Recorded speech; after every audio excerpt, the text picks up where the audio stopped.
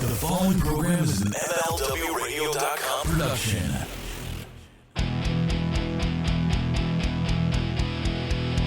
Today's episode of Something to Wrestle With is brought to you by somethingtowaffle.com. That's right, you heard me, somethingtowaffle.com. And if you were hoping to see Bruce and I in New Orleans this WrestleMania weekend, you've missed your chance to see our live show. It's completely sold out. But the good news is you can still join us at somethingtowaffle.com. It's going down on WrestleMania morning. Come have breakfast with Bruce and I. We can tell you all kinds of stories we can't tell on the show, and it's a much more intimate setting than our traditional stage show, a much looser format, almost like we're in your living room. Pick Bruce's brain. He was there, and you get to take over my role. Let's grill him. Don't let him waffle, but enjoy your waffles at somethingtowaffle.com. Tickets are going fast. There's only a handful left, but you can still grab them right now at somethingtowaffle.com. It's going down on April 8th, WrestleMania morning in New Orleans. Somethingtowaffle.com. Welcome to Something to Wrestle With. Something to wrestle with. Bruce Prichard. Well, you know. That's not a rib. She pooted. She booted. No, yeah, there's no box of gimmicks. Rumor and innuendo. I don't deal in rumor and innuendo. And was he there? I was there. I don't give a shit. I ain't scared of shit. I ain't scared of shit. Fuck him. You, Bruce. I love You take the chicken, double cheeseburger. You take the gravy, well, you know, and then double man. You know, it's called chicken salad. Double onion, You're nothing but an egg-sucking dog. Throw it in your Google machine. Goddamn, kid. Goddamn it. What the hell show you got there? I need more. Ooh, yeah. What say you? Pronouns, pal.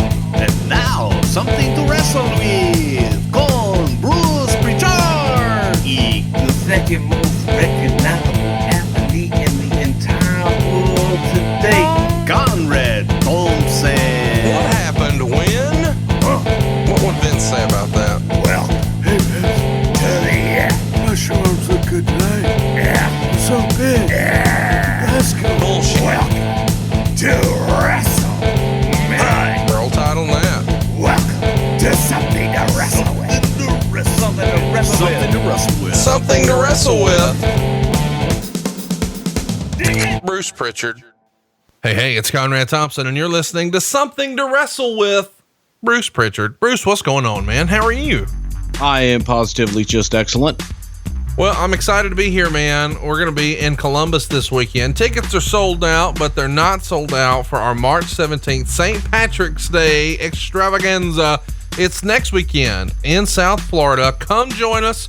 Watch a little independent wrestling from CCW. Then check out the live hockey game as the Florida Panthers host the Edmonton Oilers. And then, of course, Something to Wrestle with Bruce Prichard live. Lots of stories we could never tell on the podcast. Maybe the biggest guest we've ever had in the history of the show. But maybe best of all you can drink. Beer, wine, soda, all you can eat food. It's the place to be.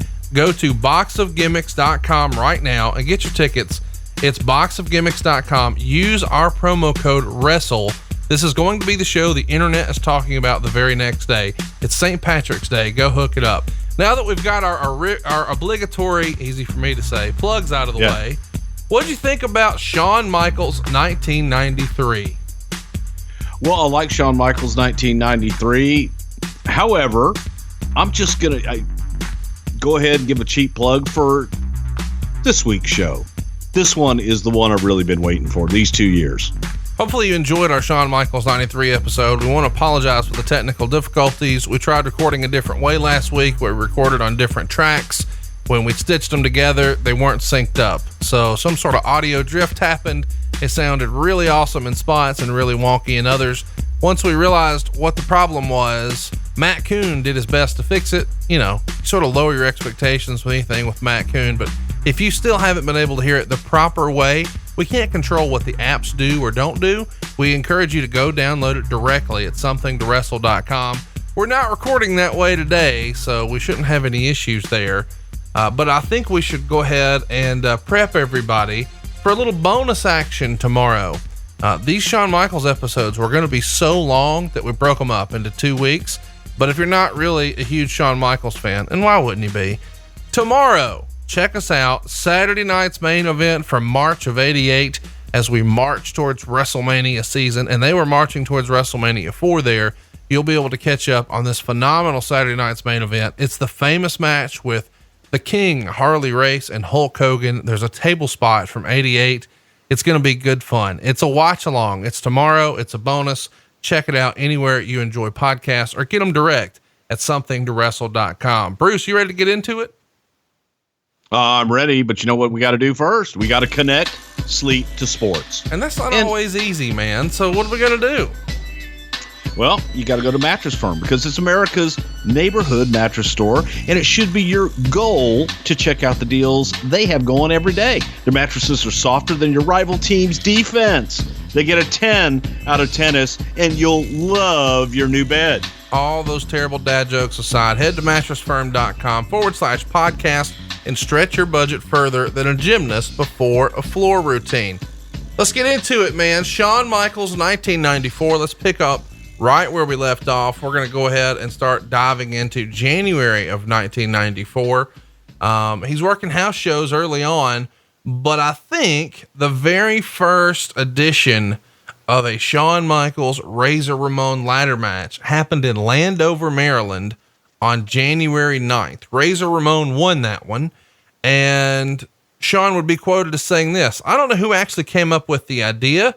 My guess is that Pat Patterson, who always comes up with great ideas, pushed for it. It made perfect sense to do a ladder match because both of us had legitimate claims to the Intercontinental title, and both of our belts could hang from the rafters above the ladder." Of course, Bret has gotten credit for this over the years because he says that he took the match idea to Vince McMahon because it's something they had done back in Stampede Wrestling, which of course was owned by Bret's dad, Stu.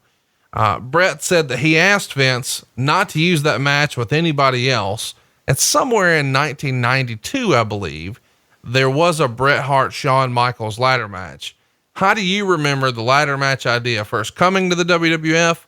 And whose idea was it to put Shawn and Razor together in a ladder match in January of 94?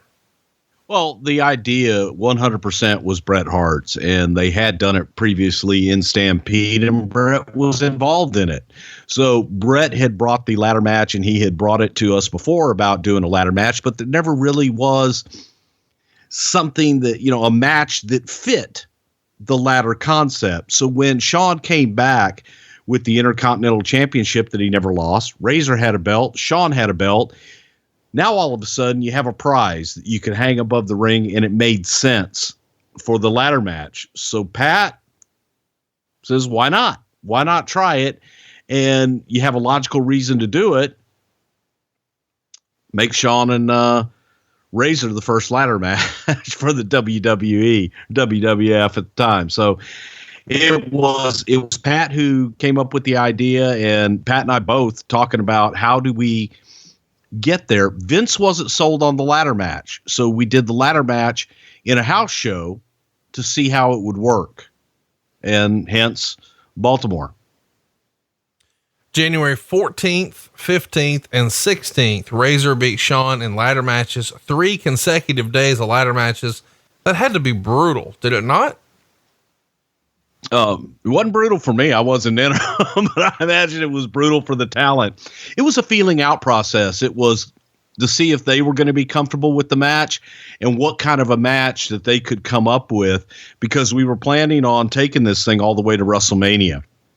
So it was to do something different at WrestleMania that hadn't been done before and let these guys kind of get their feet wet with the gimmick match. They were careful not to do it at Madison Square Garden on January 17th. There we would see a Royal Rumble match that was won by Owen Hart. Of course, Shawn was in that one. But a few days later, they're in Torrington, Connecticut, and they do the ladder match again with Razor beating Shawn. So at this point, you know, we're only 20 days into the month or into the year even, and we've already got 5 ladder matches under our belt. And that takes us to the Royal Rumble 1994. It goes down on January 22nd from Providence, Rhode Island. And during the Razor Ramon IRS Intercontinental title match, Shawn does a run in and hits Razor with the belt, and Razor would somehow overcome that and then win the match. Of course, we know Shawn was in that Rumble as well. He came in at number 18 and was a part of Mabel's elimination. And then he and Brett eliminated Thurman Plug, the future Hardcore Holly. He also eliminated Marty, and then he himself was eliminated by Lex Luger. Of course, we know Lex would go on to be a co-winner of that Royal Rumble match with Bret Hart. Shawn said of the match, "I pulled a Kurt Hennig special. I remember watching him in the Rumble one year, and he was bouncing around all over the place. He was almost knocked out 1,000,000 times, but somehow saved himself at the very last minute. He didn't win the Rumble, but he got over like $1 million because the camera was always on him. And I thought, that's what I'm going to do. And the spotlight stayed on me and helped me get over." Do you think that this is an intentional and smart strategy? I mean, he's going out there saying, "Hey, I'm going to steal the show. I know I'm not slated to win the thing, but when this is over, people are going to be talking about my performance." That should be every talent's goal every time someone steps in the ring, is to steal the show and make people walk out of the arena only talking about them. That's a true performer, and everyone should want to do that. The idea behind that Rumble match was we were going to have Shawn kind of be the Iron Man in it and be the long lasting one. He took that to, okay, if I'm going to be in there the longest, I'm going to do the most spots and steal the show. For the rest of January and through the end of February, Shawn would wind up losing to Razor on the house shows. But let's talk about the February 2nd TV tapings. Here we would see Ramon wrestle and pin Shawn Michaels after Michaels and Diesel collided, and they sort of tease a Michaels Diesel breakup, but it doesn't happen. Is this something that you guys were sort of flirting with the idea, or was it just a one-off? No, it was just a one-off, and it was really kind of to gauge where they were at that point. And during this time, we weren't ready for Diesel to go out on his own yet. There was, the working aspects of Diesel hadn't really been proven yet. So we still were looking to protect him. This seems like as good of a time as any to talk about the Kliq, because all three were involved in this match we just mentioned. How frequently were the guys sort of giving ideas to Vince or creative? I mean, what was their position like in the company? What was the rap on them? How involved were they with their characters, their gimmicks, their storylines? Chat us up about these guys as the Kliq in early 94. Well, at this time they were no different than anybody else. And here's the difference. They felt comfortable coming to us with ideas and bringing ideas. Some guys didn't. Some guys didn't feel that they had the access to Vince. And, I answered this recently where they said, well, what's the deal with Vince? I was talking to Chris Jericho the other day where I told him, you know what? Everybody has the same amount of access. It's whether they choose to use it and whether they choose to go knock on that door and give their ideas. So Shawn did that. Shawn, Diesel, they all came in, they did give their ideas, and they were comfortable doing so. Shawn would write that, he had known Scott since 1985, of course, working, everywhere, but the AWA as well. And then he had been tight with Kevin since the previous May, and 1-2-3 Kid arrived on the scene right around the same time as Kevin. So they've all sort of been there together.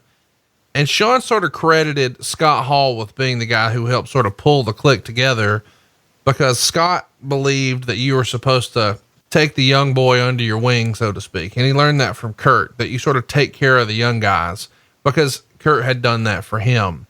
So they sort of pass it on when Sean Waltman comes in. He didn't really know anybody there, so they invited him to sort of jump in the car with him. Do you think that that narrative is right? That it's probably comes from the idea of you take the young guy under your wing? Scott Hall started that, and it sort of just grew from there. I think that the older guys, the ones that want to teach, definitely do. I'll tell you this about Scott Hall.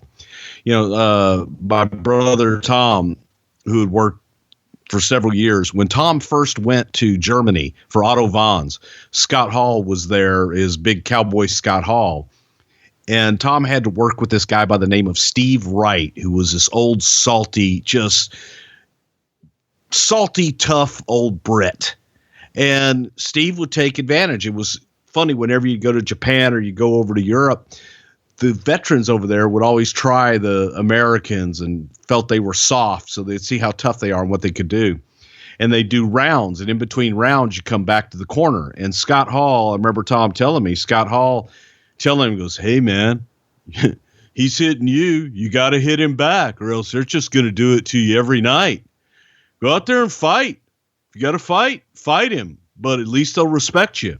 And Tom went out and fought, and then the rest of the tour was simple. But that was from Scott Hall, kind of looking out for the other guys on the tour. In this case, he was looking out for Tom. But I can see that. That's the way that Scott looked at the business, and he always, wanted to give back. Shawn also credits Razor with giving him the idea to start using the super kick as a finisher. Allegedly, Scott Hall said, hey man, that super kick's the best move you've got. Do you remember that being the case? I don't know if Razor said that to Shawn. I have no idea. I'll tell you where the super kick for a finish came from on our end was Chris Adams used the super kick and was one of the first people to use the super kick to any big magnitude. And Shawn threw a better super kick than Chris Adams did, I thought. And I thought, damn, why not use the super kick? Because it was so good. He was using it for a spot that should be the finish. And I remember us talking about it. When I say us, me, Pat, and Vince, thinking that if you're going to do the super kick, make it your finish. Let's talk about February 24th and February 25th. Every now and again in my research, I'll stumble across a house show result and think to myself, why was this never on TV or a pay-per-view? And this is one of them. On these dates, we had Bret the Hitman Hart and the 1-2-3 Kid teaming up to take on Owen Hart and Shawn Michaels. Can you fucking believe the amount of wrestling talent in that ring? That should have been on a pay-per-view. Well, the reason it's not on a pay-per-view is because we had far fewer pay-per-views at that time. And we tried to present something different to the house shows and what we were doing on television and pay-per-views. So yeah, I'm sure it was an excellent match. Every now and again, I give a compliment, and I'm not asking you to defend anything. I was just saying. Well, no, I'm just saying, I'm sure it was an excellent match. Look at the talent. Let's get to WrestleMania 10. I'm sure we're going to talk about this long form sometime, probably next year. But we'll touch on, while we're here, Shawn Michaels in 94 cannot be discussed without talking about March 20th, 1994 at Madison Square Garden. Dave Meltzer was raving about this match. We're going to read you part of what he says here. Shawn Michaels put on one of the greatest individual performances in the history of the business at WrestleMania 10 on March 20th in New York's Madison Square Garden to highlight what the consensus is the best pay-per-view show in WWF history. Michaels, in one of his last shows with the company before going on what is a planned to be several month-long sabbatical, put on a performance that left just about everyone in wrestling in awe in his ladder match loss to Razor Ramon. The match, probably the best match ever on a WWF pay-per-view, somehow overshadowed one of the greatest matches in WWF history between Bret and Owen Hart that opened the show, and a WWF title change with Bret's later regaining of the WWF title from Yokozuna in an average match on the evening's finale.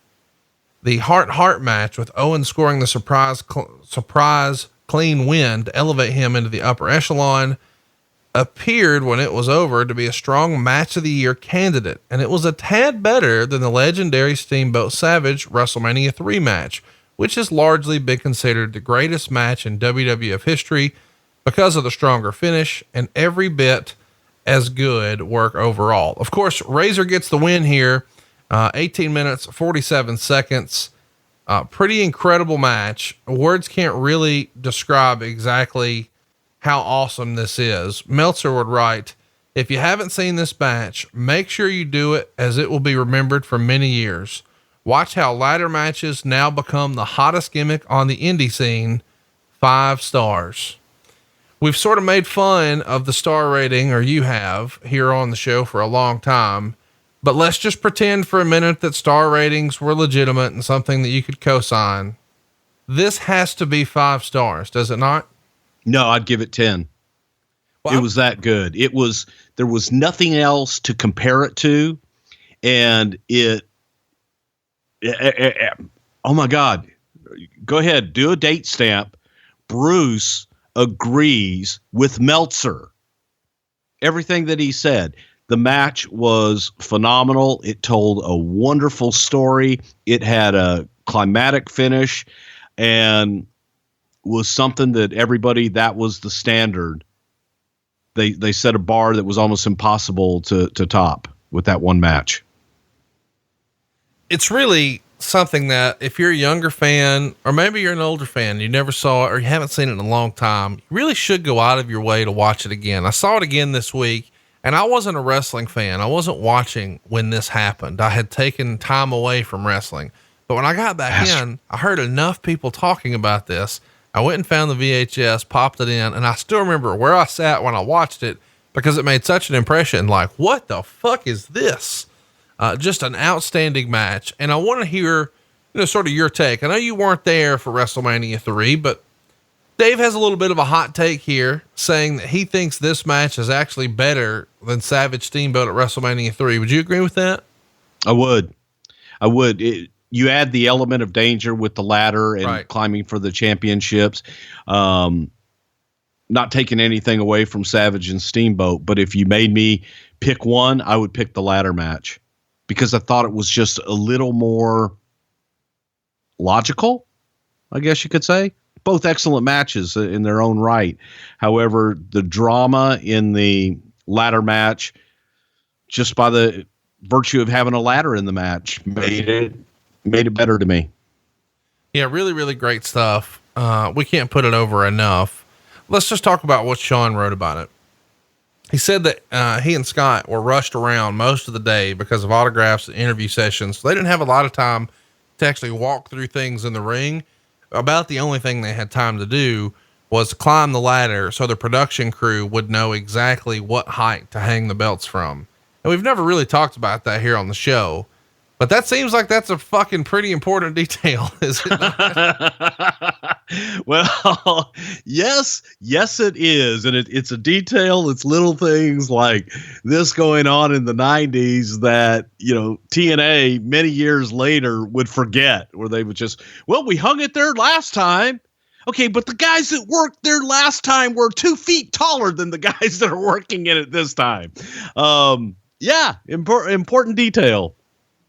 And it's funny because we never really talked about it before. And I don't even know that I really knew this before. I think I may have just assumed that this is actually the first time they worked this ladder match, but they had worked it more than a half dozen times before they get here. So they had time to sort of build their WrestleMania match, which makes all the sense in the world. And we shouldn't be surprised by. However, I do wonder, that means they had to go to the trouble of having someone in production hang the belt at a house show from, whatever's above the ring every single time. That doesn't seem like a big deal at a big pay-per-view show, but it seems like a really big deal to do that on the house shows. Yeah, not so much. Really, all it requires is a rigging guy there to run a cable and lower the belt at the right time. But on house shows, a lot of times what they would do is they would pre-hang the belt. So they would hang it and it would be up there the entire night in the early inceptions of the ladder matches. We didn't have the big presentation of bringing the championship down and hanging it early on. That belt would be hanging up there all night long until the match. Well, you know what though, in a weird way, that probably built even more anticipation for the match. I mean, people got to look at it all night and talk about it and speculate and really build it up. True that. Shawn would write, when we made it to the back, we knew we had stolen the show. We didn't know that we had set a new standard. We just knew we had a great match. Soon, everyone else started putting the match over, and that really gave us the sense that we'd done something out of the ordinary. But the icing on the cake was when Gorilla Monsoon told us, I think I may have seen the greatest match I've ever seen. Gorilla Monsoon, of all people, he'd been with the company since its inception in 1960. He wrestled for over 20 years and then went on to become a great announcer and front office person. He garnered more respect than just about anyone else in the history of the business, and he was very old school. He appreciated ring psychology and wasn't into gimmicks like ladders. It was his compliment of compliments because he didn't give out many. My mentors had always told me it didn't matter if you won or lost, only that you put on a great match. I'm sure they were proud of their student. I lost the match, but I think I just made my career. People began to look at me in a different light. So you were there that night, Bruce, when these guys come back through the curtain. What's the reaction? Awe. Just absolute awe of the match. And there's another side to it. I'll give you my reaction because I was pissed. I was livid. They had gone so heavy on time and trying to time the show. We had another match that was supposed to take place. It was a 10-man tag team match that we had to cut from the show because this match had gone so long. But I couldn't even be pissed off at that because the match was so friggin' good. So what would you rather have had? Would you rather have had a 10-man match, got everybody on the WrestleMania card, or would you rather have had that match, that ladder match that just stole the show and blew everything else on the card away? Did Vince's feelings on Shawn change that night? I think somewhat they did. I think that there was a new appreciation and respect for Shawn after that, because Shawn, in my opinion, I think Shawn was the leader in the match, and Shawn was the one that really put it all together and make it sing. Takes two to tango, and he had a great dancing partner, Razor Ramon. But again, you just can't say enough great things about that match and the whole execution of it, and making what we now, kind of look at almost commonplace is a ladder match. A friend of ours, Mr. Ric Flair, has often joked that at WrestleMania 10, Shawn Michaels wrestled a ladder. He says that tongue in cheek, but how many other guys were sort of insinuating that Shawn was the breakout star here and Shawn was putting on a show and Razor was just sort of there? Well, Shawn was the breakout star here, but Razor definitely pulled his weight in this match, and he was a great dancing partner. But yeah, Shawn definitely stole the show, and Shawn was the one everybody was talking about at the end of the night. It's sort of fun to talk about how Bret, Shawn, and Owen's careers sort of run at the same time here, where you've got a night where you're really making Bret, and in the process you make Owen, but you also make Shawn Michaels. If Shawn and Razor had not been on this card and had not had this ladder match, would we still be talking about Owen and Bret much like we do the vein of Savage Steamboat WrestleMania 3? Absolutely. And to me, it was also the same night Owen Hart's breakout performance as well. Yeah, I mean, Owen delivered that night and let everybody know that he was the best worker in the Hart family that night. Owen has to be a little disappointed knowing that this is going to be really his sort of breakout night, but all anybody's really talking about is Shawn Michaels. I don't know if that's all anybody was talking about. It was both great, but without a doubt, the ladder match stole that show. Dave mentioned here that Shawn was going to be taking a sabbatical after Mania. Do you remember what was going on with that? Shawn was having some issues, personal issues with his wife. And I think he wanted some time off to go and spend time with her at home and not be on the road. Well, Bruce, if he was having problems at home, he should just do what our listeners should do. And that's go to 4hims.com. Tell them about it. Well, hey, if you've got problems at home or, in the bedroom or maybe a receding hairline, let me tell you, it's a lot easier to keep the hair you have than replace the hair you've lost. So 4hims.com, take it from us. It's a one-stop shop for all things we need as dudes, whether it's skincare, hair loss, or sexual wellness. They've got all kinds of help for you. And we're not talking about herbal supplements. We're talking about prescriptions that are backed by science. And this is a little better than maybe the traditional way because there's no waiting room. There's no awkward doctor's visits. It's fast and easy, man. Just go to 4hims.com. You answer a few questions. A doctor's going to review it and then prescribe you. And best of all, everything's sent directly to your door. Tell them about our special offer, Bruce.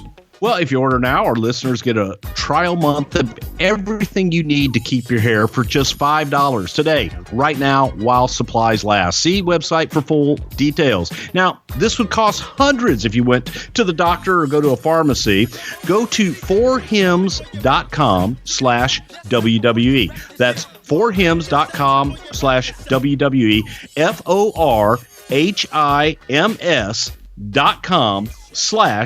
FORHIMS.com/WWE. 4hims / the boy, baby.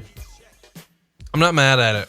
I can't wait for you guys to check this out. We've actually, had some people in the office try this, and, Roll Tide, forhims.com. So let's talk a little bit more about Shawn. Come April, he's in Israel, and he's tagging with Owen again to take on Brett and Razor. And on the April 13th edition of Superstars, it actually airs on the 30th. Diesel would appear with Shawn Michaels at ringside, and he defeats Razor Ramon to win the Intercontinental title. Chat me up about how this comes to be, where you guys sort of transition from one Kliq member to another. It's Shawn and it's Razor, and now it's Diesel and it's Razor, but Shawn's still there.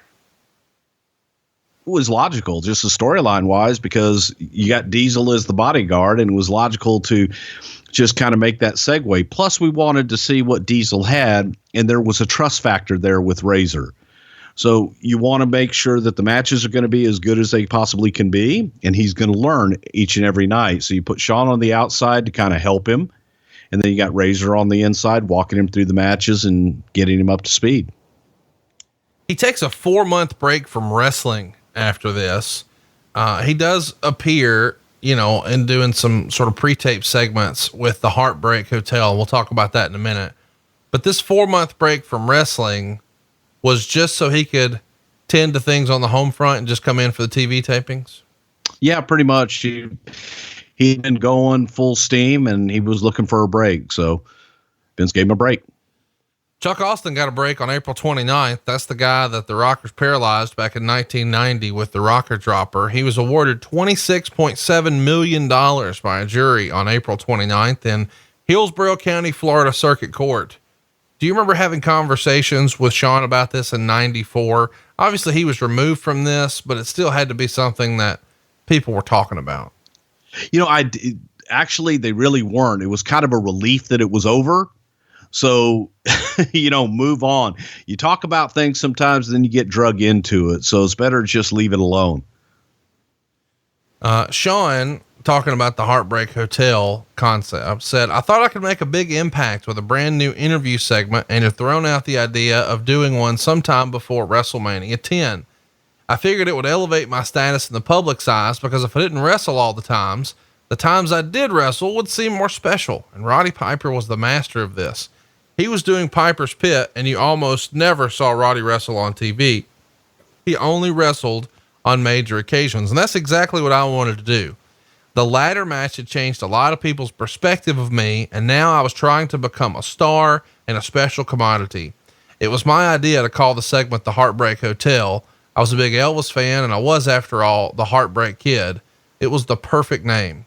Kevin and I were quick on the stick, and I knew we could do a good job, which we did. We really enjoyed doing it as well. We didn't script things, so we were able to just use our wits to sort of stir things up. What are your memories on how this came together? They aired on Superstars. If you've never seen them, there was like a big heart-shaped chair. And I think one of the toy companies recently announced that they're going to do a throwback Shawn Michaels with this set sometime in the future. Well, I need to correct some things there, because the Heartbreak Hotel and the interview segment was my idea. We were bringing Shawn in for TV. Shawn wasn't going to be working.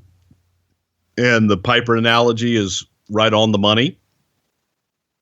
You stick with what you know. It's what I did with Brother Love. It's what Piper did. It's what Jake did, and Paul Bear and what have you. We had Shawn there, wanted to utilize him and utilize his star power. Shawn wasn't the biggest guy in the world, so he would be great for an interview segment because everybody else would be bigger. Also, it was a way to keep Diesel in the forefront by having Diesel standing back there and being that ever-present bodyguard. So I had pitched the idea, and we talked to Shawn. We had the whole heart-shaped bed and what have you as part of the set and everything, and we collaborated on the idea of what it's going to be called, and it was natural to do the Heartbreak Hotel. As Shawn said, a big Elvis fan, but it also was the Heartbreak Kid, and keeping with his gimmick and keeping with that whole theme, it all made sense. But it was an idea to keep Shawn on TV during that time and keep him a part of the mix and be able to stir shit up. So that was something that I had come up with. So I talked to him about it. Did it replace the funeral parlor? I think I have that timing right. Yes, I think it did. I don't know that we were doing the funeral parlor. At that time, we had gone back to interviews, the interview segment with Gene Okerlund. And we were doing a lot of different things and bringing different people in doing interview segments. And it just, to me, I always look forward to that Piper's Pit portion of the show because I wanted to see Roddy, and you always knew something was going to happen. Later on, it was the same thing with the Brother Love show and the same thing with the funeral parlor. And the interview segments just didn't get it for me. And this gave us a perfect opportunity to do this with Shawn. Let's talk about May 7th. The WWF does a show in Japan at the Yokohama Arena, and Meltzer says that Shawn no-showed the event and was instead replaced by Rick Martel. Do you remember that?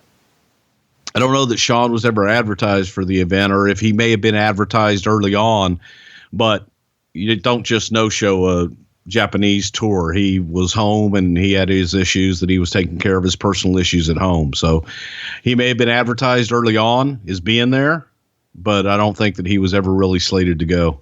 You know, we're going to need to talk about this, man. I mean, how crazy of a chick was this if we're 4 months in here? Well, this isn't, I mean, this was just kind of the start of it. It was a bad time for him. It was a rough time. So he was going through some stuff at home. I met her maybe twice in my life. I couldn't tell you anything about her. But they had issues during the time enough that he needed to take some time off. Not going to give us anything more than that. I don't know anything more than that. That's what it was. I mean, he didn't bring her around. She wasn't around the boys. He didn't bring her on the road. Didn't have anything to do with the talent. So there's not a whole lot to give. I guess what I'm pitching is, what if somebody called Vince McMahon today in 2018 and said, "Man, I'm having problems with my wife. I'm gonna need to take 4 months off." They'd probably get it with no questions asked probably today. What about 1998? I don't know anybody would want to do it in 1998 with business the way that it was. But again, man, your personal life is your personal life. And when you go home for a few days, if it's bad, man, it's brutal. Well, Ric Flair used to go home for a few days, and if it was bad, he'd just get back on the fucking road right away. Well, yeah, but some people wanted to have a home life. Some people wanted to go home.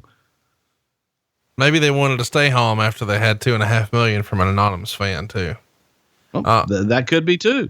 On the May 30th edition of Raw, Bret was a guest on the King's Court, and then Diesel and Shawn come out. And Bret says that although he has respect for Diesel, when he steps in the ring with him, you'll find out why he's the best there is, was, and ever will be. And Diesel says Hitman gets the VIP treatment. Very intense pain. Bret starts talking and Shawn cuts him off. And with Bret distracted, Diesel blindsides him, hits him with the jackknife. And then Diesel, Shawn, and the King start putting the boots to Bret until the referees and official run out and stop him. And this is done to sort of set up Diesel and Bret's upcoming world title match at King of the Ring. So there's a King's Court going on here and a Heartbreak Hotel. You guys are really fond of these interview segments, but how does Shawn take it when he's sort of been busting his ass in the company for a long time, and this 7-foot riding buddy of his comes along, and maybe based on height and look and potential and not necessarily wrestling ability, he's in the main event for the world title? I think they all knew it was inevitable when you get a 7-footer that looked like Kevin Nash looked, that he was going to be the chosen one at some point. And that's just the way that it was. I think Shawn took it good. Shawn took it as his like badge of courage almost. I'll get the big bastard ready for you. And it was time. We wanted to see, but we protected Diesel. We were very careful about who we put him with. Hence Razor, Bret, Shawn, keeping it so that he wouldn't be exposed too much here.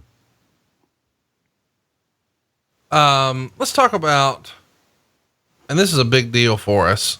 You know, you've got Shawn Michaels, arguably one of the best performers of all time. And he's essentially in a managerial role here. King of the Ring 94, June 19th, Baltimore, Maryland. Can't wait to talk about that show next year. Shawn didn't have a match, but he is in Diesel's corner as he's challenging Bret Hart for the world title. Of course, he can't help but interfere a few times. I think there's a clothesline or two. And he also hits Bret with the belt later in the match.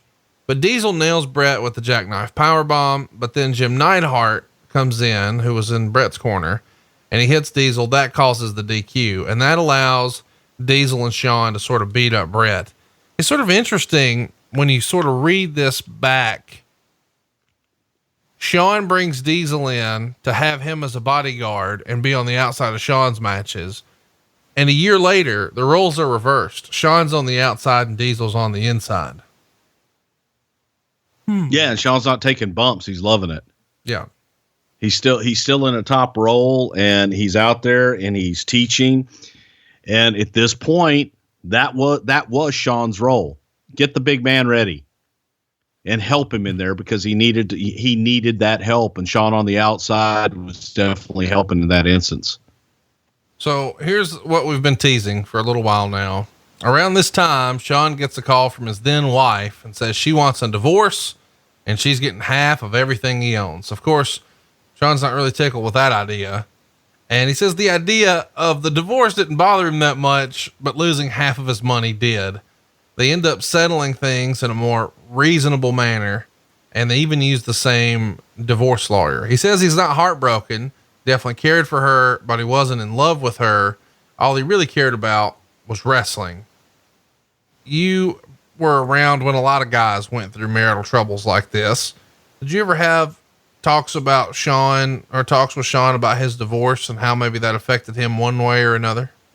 Well, definitely, during that time, that was a big part of being at home and trying to rectify that, to see if there was anything really to rectify.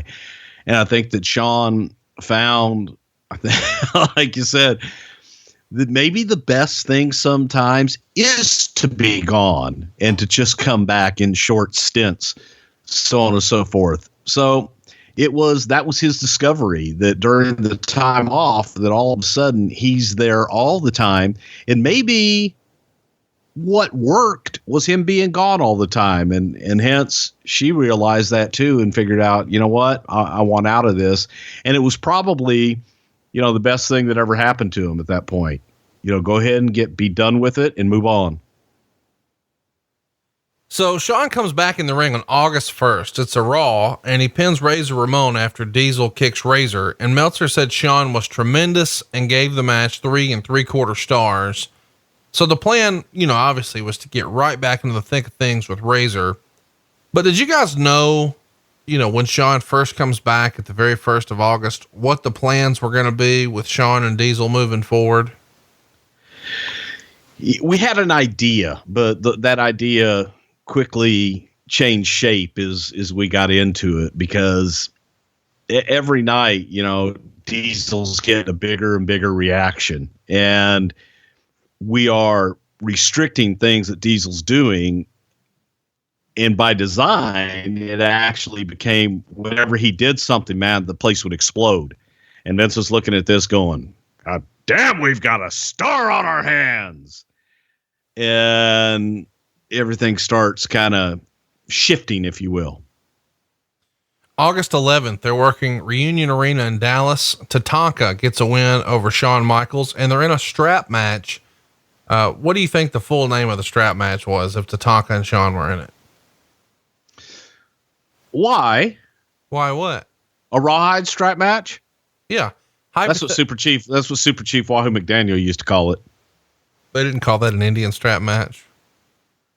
Well, that's usually what the newspaper ads all said, Indian strap match. Yes. Wahoo called it a rawhide strap match. Hypothetically, when Shawn would hit Tatanka and Tatanka was in pain, what would he say? Shit! Starting on August 18th, I don't know why that's funny. Shawn and Diesel start working on house shows against the World Tag Team Champions, the Head Shrinkers. From the 18th to the 25th, they work all the house shows with Shawn and Diesel getting the win by DQ. They do it again on the 27th. And then on the 28th in Indianapolis, Shawn and Diesel beat the Head Shrinkers to become the World Tag Team Champions. And I think it's like the 3rd time that Shawn had won a belt in Indianapolis. I don't know what it was about that city, but you guys really liked Shawn there. He was over in Indianapolis. There you go. So why was the decision made to give the guys here the tag titles, much less on a house show? They were, it was a groundswell, and even to the point of, these guys were getting reactions every night that were incredible. And Vince is looking at it going, we got something here, guys. We got something here. And the groundswell he was hearing was, that Diesel groundswell, man. And he was really getting over at this point. Shawn's doing all the work, but Diesel didn't have to do much. And it used to be a running joke when I would go over the Heartbreak Hotel with Diesel and Shawn, and we'd go through it, and I'd give Shawn, okay, here's what we're going to talk about. This is what we're going to do. And Kevin would always look at me and goes, and me, what do I do? And I would just stand there with my fist, and I just could turn your fist like this, stroke that glove. And Diesel's like, got it. And you go back and watch it. That's all Diesel did in the background for that. So it became a running joke with us as to, hey, Kevin, you got your line? You got your bit? Yep, got it. All good. But, they were just, it was groundswell. Let's capitalize on it and do something different. Who's going to beat them as a team? It was an interesting team. Do you have a Head Shrinkers impression you could do for us? No, but I'll tell you a great story about the Head Shrinkers. We were in Paris, and they had a chocolate train set in the lobby of the hotel when you walk in. It was an elaborate city and a train, and it was on a track, and it actually worked. But it was every bit of it 100% made out of chocolate. And it was probably, I don't know, maybe 15 feet long, maybe 10 feet wide. Big, huge, beautiful display. We were doing an interview for a local Paris news show with the Head Shrinkers in the restaurant. And they had this elaborate setup of salmon and shellfish and oysters and mussels and roast beef and hams. Incredible buffet. And I told the Head Shrinkers, I said, stay in character. Don't break character. And Alpha's like, got it. And they went into the restaurant. As soon as we were live too, as soon as we started with the interviews, the Head Shrinkers went over to the buffet, and they were taking just everything and eating it, and eating whole mussels and whole clams. And they took the big, humongous pieces of salmon, which were like whole fish cut in half, and just eating them and spitting it all over the place. Started chewing on glass. They were eating the glasses. Before we could even get out of the restaurant, we finished up the interview, and before we're even getting out of the restaurant, I'm apologizing and trying to figure out how much this one's going to cost us. They had people in the front lobby moving that big display of the chocolate train set and everything, getting it the fuck out of there. And Pat Patterson and I had told him when we first checked in, you might want to move this until we're gone. And they finally did. That was my Head Shrinker story. They were the real deal, man. So the day after Shawn and Diesel win the tag titles, it's SummerSlam 94. And we see Razor Ramon with the legendary Chicago Bears running back, Walter Payton, in his corner. And he beats Diesel with Shawn in his corner for the Intercontinental title after Shawn goes for a super kick, but misses Razor and womp, womp, womp, hits Diesel. Payton then tackles Shawn as Razor pins Diesel. And after the match, we get this tease again about a potential Shawn and Diesel breakup. How did Walter Payton get involved? What did the Kliq think of him? What can you tell us about Walter Payton at SummerSlam 94 with the boys? Sweetness. He was great. He was absolutely fabulous. Walter Payton, a legend in Chicago. We were running the United Center for the first time. We wanted to have a local Chicago celebrity, and there was no one bigger, especially at that time, than Walter Payton. He was an icon. Working with Walter, the first time that Walter was even around the boys and around all this stuff for the match was that day. So Pat Patterson lays out the match and he doesn't know. He's like, why did they call him? They call him the Sweetness. I don't know why why do they call him the Sweetness? He's a football player. What? I'm like, it's just a nickname, Pat. It's anyway. So Pat is laying out the match. It's very detailed, but he doesn't know how much he can get Walter involved. And he's thinking, okay, I got a lot of guys out there. I got a lot of traffic to direct. Make it simple. So as they're going through the match and all the guys are going through the match, they are hitting spots. And then Shawn's like, what comes after that? And Walter Payton speaks up. And Walter, after hearing the match, like 1-2 times, had it.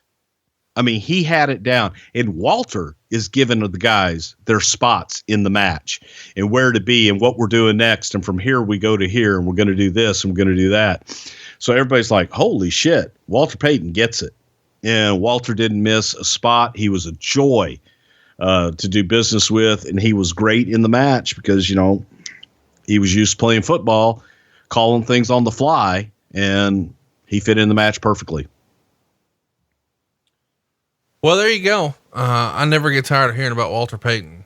Raw on September 12th, we would see Tony DeVito, who would go on to be a member of the ECW crew, in a losing effort with his tag team partner, Paul Vandal, against Shawn and Diesel. And then another match worth mentioning is the September 26th Raw, where we see Chris Kanyon. That's right. That Kanyon team up with Bob Starr in a losing effort against Shawn and Diesel. This is pretty common fare to see an old episode of Raw like this. And you see one of the Hardy Boys or Chris Kanyon or whoever in an enhancement role. Do you ever remember seeing an enhancement guy and thinking, boy, that guy's going to be something? Or did anybody leave an impression where it was sort of unspoken, we're never bringing that fucker back ever again? Well, there were a few of those. There were a few, Tyson Dukes was somebody that used to come in and work enhancement matches that we always thought he's got personality. He's going to be somebody sometime.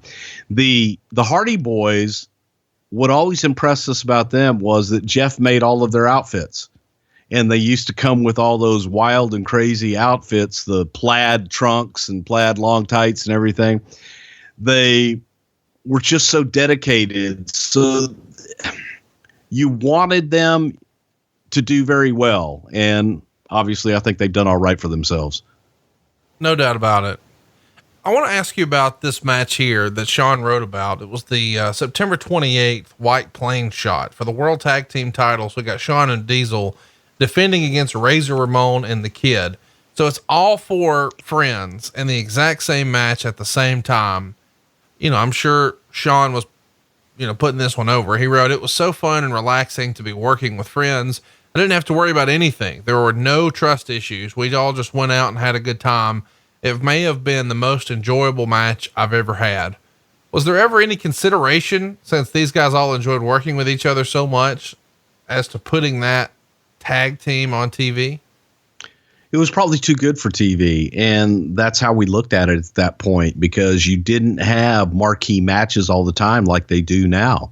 So looking at that would be something, if we were going to do it, that you would save for rating sweeps or something big that you want to, you're going to do a number on and you want to have a good number and have a really great match. You'd save it for that, but it wasn't something you would just put on Raw.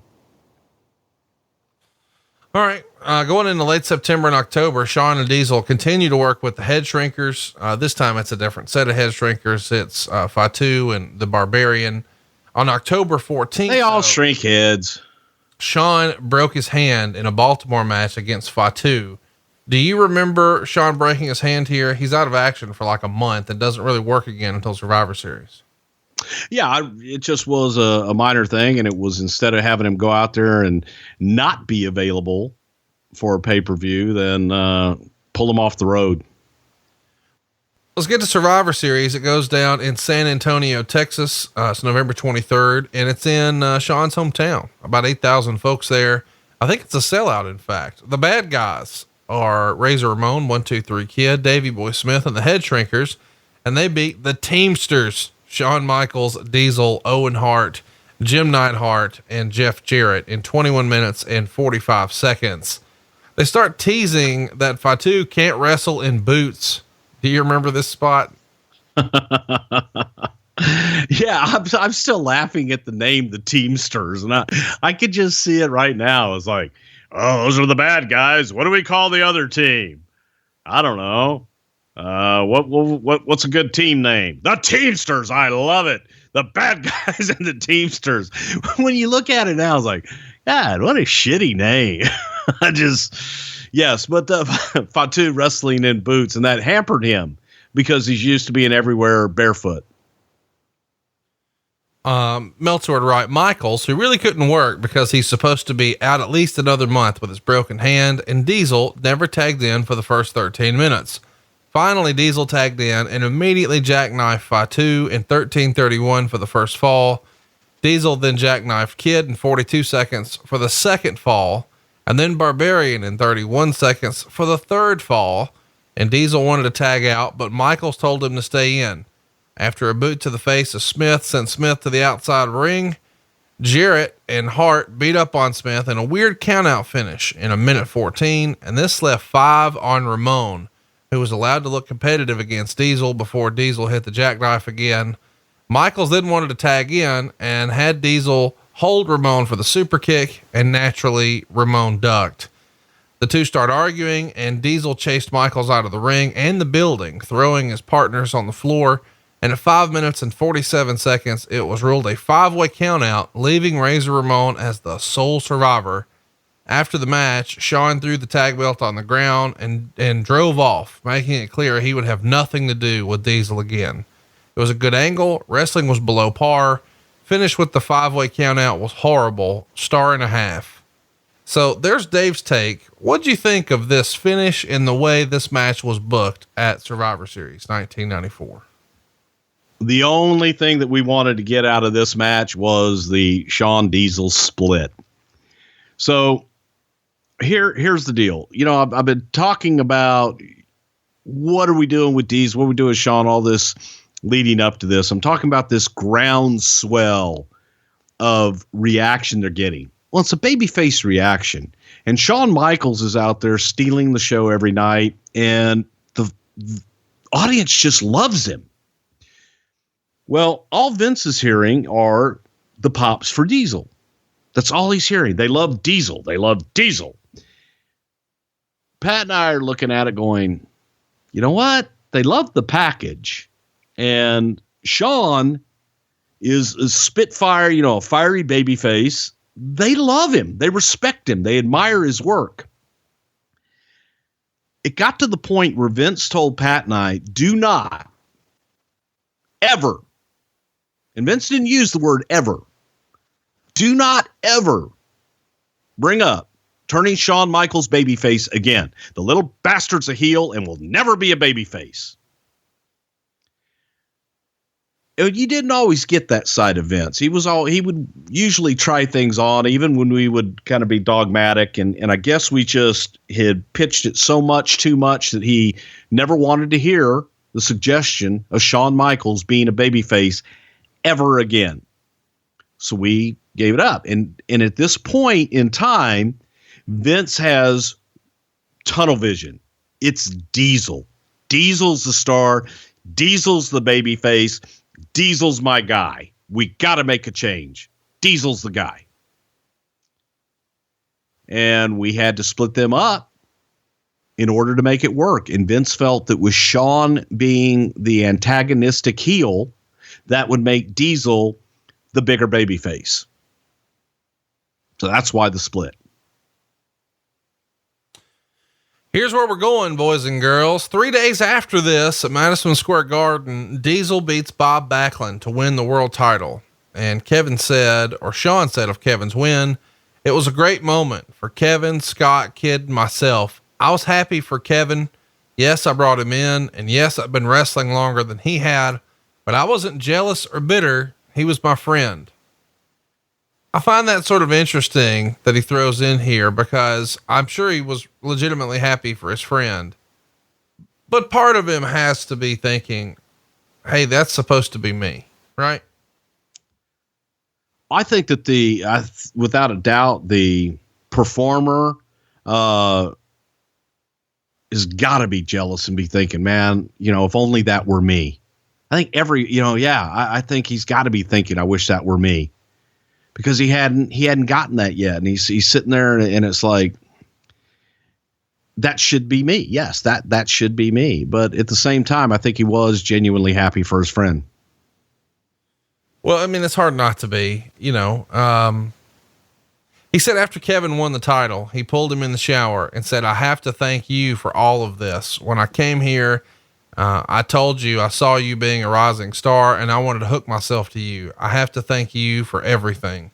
I never thought I could be a World Wrestling Federation champion, and I learned so much from you. And he said the best thing that ever happened to him during his career was standing at ringside and watching Shawn work. And Kevin told him that he learned more from watching him than anything he'd ever done in the business. And then he said something like, we're friends, and that happens very rarely in the business, and that's why nobody likes us. Later that night, Vince McMahon took the boys out to Smith and Walensky for a steak dinner. What do you think? Was Kevin's comments genuine in your conversations with Kevin? Was he putting over Shawn? Did Shawn really deserve most of the credit here? Yes.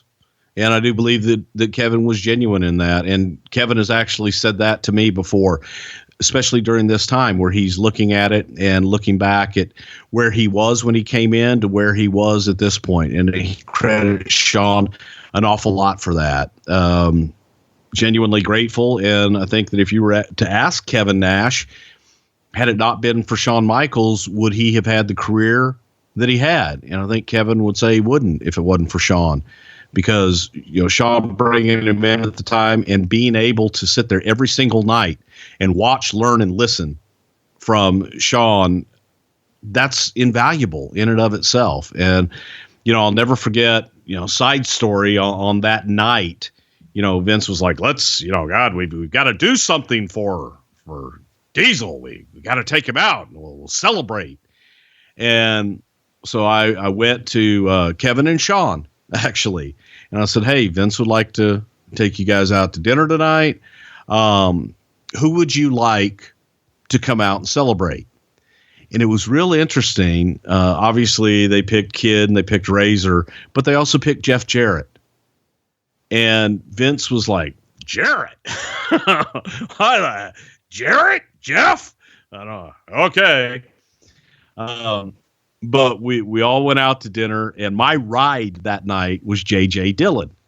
So we're all sitting at Smith and Walensky's, and J.J. it was time to go. And J.J. didn't like going out afterwards and hanging out with the boys and having drinks, especially in that kind of environment, so to speak. And J.J. was ready to go, and that was my ride. So it's like, hey, Bruce, let's go. So I'm going to say my good nights, and I'll never forget Vince going, well, the Lilliputians are leaving now. And Kevin Nash looking at Vince going, the what? The Lilliputians, the little people are leaving now. And just hearing Vince describe us as Lilliputians and having to explain what a Lilliputian was just always tickled me. If you think that 1 week from now, we're not going to have a Lilliputian t-shirt, you're wrong. Spell it. Well, if I had to guess, I would guess Lilliputin. Yeah, I ain't got a clue. But you know what? I do have a clue that if you go to bruceprichard.com right now, you can actually pick up a shirt, and eventually you'll actually call and thank them. Bruce, what's the top seller right now? Well, amazingly, it is still I Used to Be Over as a top seller, followed very closely by Pronouns Pal and yours and my favorite, Doot. I'm a big fan of Doot. I just had a friend order the fanny pack, and they're loving it. Fanny packs are back. And if you're a wrestling fan, there's only one kind of fanny pack you need, and it's the Doot fanny pack. Go pick up all these great shirts. We've got tons of different designs. Somebody asked me earlier this week, hey, when are you putting the Alabama Dream shirt back up for sale? It never left. It's still there. Go pick up, I guess, like 80 something shirts. Take your pick. And for any of over 100 fucking shirts that we made up here. Can't believe that's a real thing. You got 3 months worth of shirts, damn near, folks. Go pick it up right now and enjoy yourself and get a call from Bruce Prichard. Why wouldn't you do that? If it's still cold where you are, I don't know where the hell you live, You can pick up the I Used to Be Over beanie. Lots of cool stuff on there. It's BrucePrichard.com. Bruce, how far behind are you on calls right now? I'm trying, Conrad. You know, there's three kinds of people in this world: those who try, those who give their best shot, and those who do whatever it takes. Right now, I'm just trying, but I'm getting caught up. I'm doing clumps a day, and it's always amazing when they answer. They're like, "Bruce, who?" And I'm like, "Yeah, I know. It was a while ago that you ordered a shirt, but still called them to say thank you." It's sort of fun to me because I get about 30 messages a day where someone orders a shirt and they're like, "Hey, when is Bruce calling?" And I'm like, "Yeah, eventually." We don't. He's like, "Well, how can we schedule a time?" My favorite though is, "Hey, if I don't put my phone number in, does Bruce still call me?" That's like, I love the ones when they send me a picture of it and I haven't even received the email telling me that they purchased a shirt. They're going, "When are you calling?" Hey, I love you and all, and I do appreciate it, and I promise I will call everybody. Here's a pro tip. If you want Bruce to call, and I'm just going out on a limb here, might want to throw your phone number in there. And I know some people say that helps. Well, there's not a spot. Yes, there is. And in that spot, Conrad, here's the other pro tip. In the spot where you leave your number, if it's someone else's number, right after you leave the number, leave me a note right there. Just say, "Hey, this is my brother. He's getting the shirt. So when you call, his name is so-and-so." You can leave me a message in the same spot that you leave the phone number. It's amazing to me though. Like, how does Bruce know my number if I didn't give it to him? Well, he doesn't, pal. Pronouns, sorry. pal. BrucePrichard.com. We want you to have an experience. We're not making fun. We just want this to be easy. Not a lot of, well, I guess a lot of people are doing this, but we were the first, by God. You pick up a shirt, Bruce Prichard calls. You don't just get a t-shirt, you get a really cool experience. Do it right now. BrucePrichard.com. Let's talk about the tradition of Vince taking guys out, because Smith and Walensky is a Vince McMahon staple. Ric Flair still talks about when he first came into the company, whenever they were in New York after a big show, Vince wanted to take everybody to Smith and Walensky. And a generation before, Vince Sr. would take some of the guys out to a different steakhouse, but a steakhouse after MSG has sort of been a long-standing New York tradition, right? The old days, the old man used to take, a few of the stalwarts, if you were. And if you got invited, that was that was the golden ticket. Used to go to Jimmy Weston's in the Garden. And that's where, Vince Sr. used to take everybody. He knew Jimmy, and Jimmy was a super great guy and had a great restaurant. And then when Jimmy's restaurant went away, that tradition kind of went away. And in later years, when it was just myself and Pat that would go into the city with Vince, it would usually just be the three of us that would go out. And every once in a while, we would invite somebody else. But that tradition of inviting a bunch of the talent out kind of waned away. And this was the first time that he had actually invited talent to come out with us in a long time. And it was also the last time for a very long time that I can ever remember of actually having a bunch of talent come out and hang out. So that's another reason I always remember this, because it was the last time having a bunch of guys out with us after the Garden. Well, and it's the night that Kevin Nash really shift his career into gear. And you can do that right now. If you call 833-BEST-WAY today, go chat with our man, Bret the Hitman Hartman. That's his real name, by the way. And he's going to make sure that you not only make more money, but if you're not in the trucking business, he can give you a new great career. Isn't that right, Bruce? Absolutely. I know a lot of truck drivers listen to our show, and I always get tweets that, "Hey, I was out driving a truck and I can hardly wait to get home, and I'm listening to you guys on my way home." Well, if you'd like to get home more, you want to make your own schedule, be home on weekends, then give 833-BEST-WAY a call and talk to them, because at 833-BEST-WAY, you can make your own schedule. If you want to stay out longer and get a better rate, premium rates, you can do that too. Bret the Hitman Hart is the man, and the number to call is 833-BEST-WAY to get your career in gear now. And it's not just Bret the Hitman Hart, it's Bret the Hitman Hartman. Oh, so when you call Hartman, so the multiple time World Wrestling Federation champion is not going to answer the call when you call 833-BEST-WAY. But when it comes to getting your butt into gear, when it comes to making more money, Bret the Hitman Hartman is the best there is, was, and never will be in the trucking business, because you don't just, assume that trucks move freight. People move freight, and you're going to move into a better career at 833 Best Way. Okay, plugs aside, let's get going for the content, baby. Survivor Series. Shawn and Diesel vacate the tag titles after Survivor Series, and they never lose them. Diesel's now babyface, Shawn stays heel, and the team is dissolved. What do you make of them dropping another title? This is something that Meltzer's always had an issue with and you used to say it in the Macho Man's voice. What did Macho Man say about titles, Bruce? Win them in the ring, lose them in the ring. Win them 1, 2, 3, lose them 1, 2, 3. Unless you're Shawn Michaels, and then just drop the motherfucker. Yeah. So chat me up. Why was this a routine in Shawn's career where, you know what? I'm just going to drop it. Well, it wasn't his decision. It was Vince's decision. And the feeling was, first of all, Shawn was out. Vince didn't want them to drop the titles. Vince didn't want either one of them to lose. He felt it would take the luster off of them. It would take the luster off of Diesel because he saw big things for him. It would take the luster off of Shawn because he saw him being that ultimate heel for Diesel to slay. Pat and I were pulling our hair out going, but we can't just, what do? They just drop the title, vacate the titles. We'll make new champions.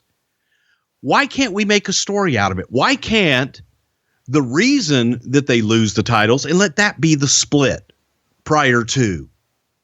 Nope. Then they got to lose. Vince didn't want them to lose. Didn't want either one of them to lose. Just vacate. Shawn's not going to be here. Diesel's a champ. He's the World Wrestling Federation champion. He can't be tag team champion too. Okay, keep that one in your pipe to smoke too. Okay, because later on, as you'll see, we've had WWF champions who were tag team champions. It was just illogical. It made no sense. But that's what we did. Let's talk a little bit about Shawn's perspective here. He says, after Kevin won the title, we started to feel the heat in the locker room. Kevin's the champ. I'm one of the top heels, and it looks like we're pretty influential. No one said anything to us. They didn't have the guts to do that, but we could feel it. There was a lot of gossip about why Kevin and I never dropped the tag team titles. People claimed we didn't want to lose to anyone and that we wouldn't put anyone else over. That's not true. We were never asked to do so it wouldn't have made sense for us to lose. Who wants their champion to lose in a tag match right before he wins the championship? That's not going to make him look very strong. But if we had been asked to lose, we would have. It's a shame that people felt compelled to spread those rumors. That's the truth. And, also at the same time, it wouldn't surprise me a bit for Shawn and Diesel to throw coal on that fire as well, going, yeah, I ain't lose no titles. I wouldn't be surprised if they said that, but that was true. That wasn't their decision. They never were asked to lose them. And that was Vince's feeling. He didn't want either one of them to lose. And just said, God damn, we'll just get out of it. Dissolve, let the title go. Which to me hurt the titles.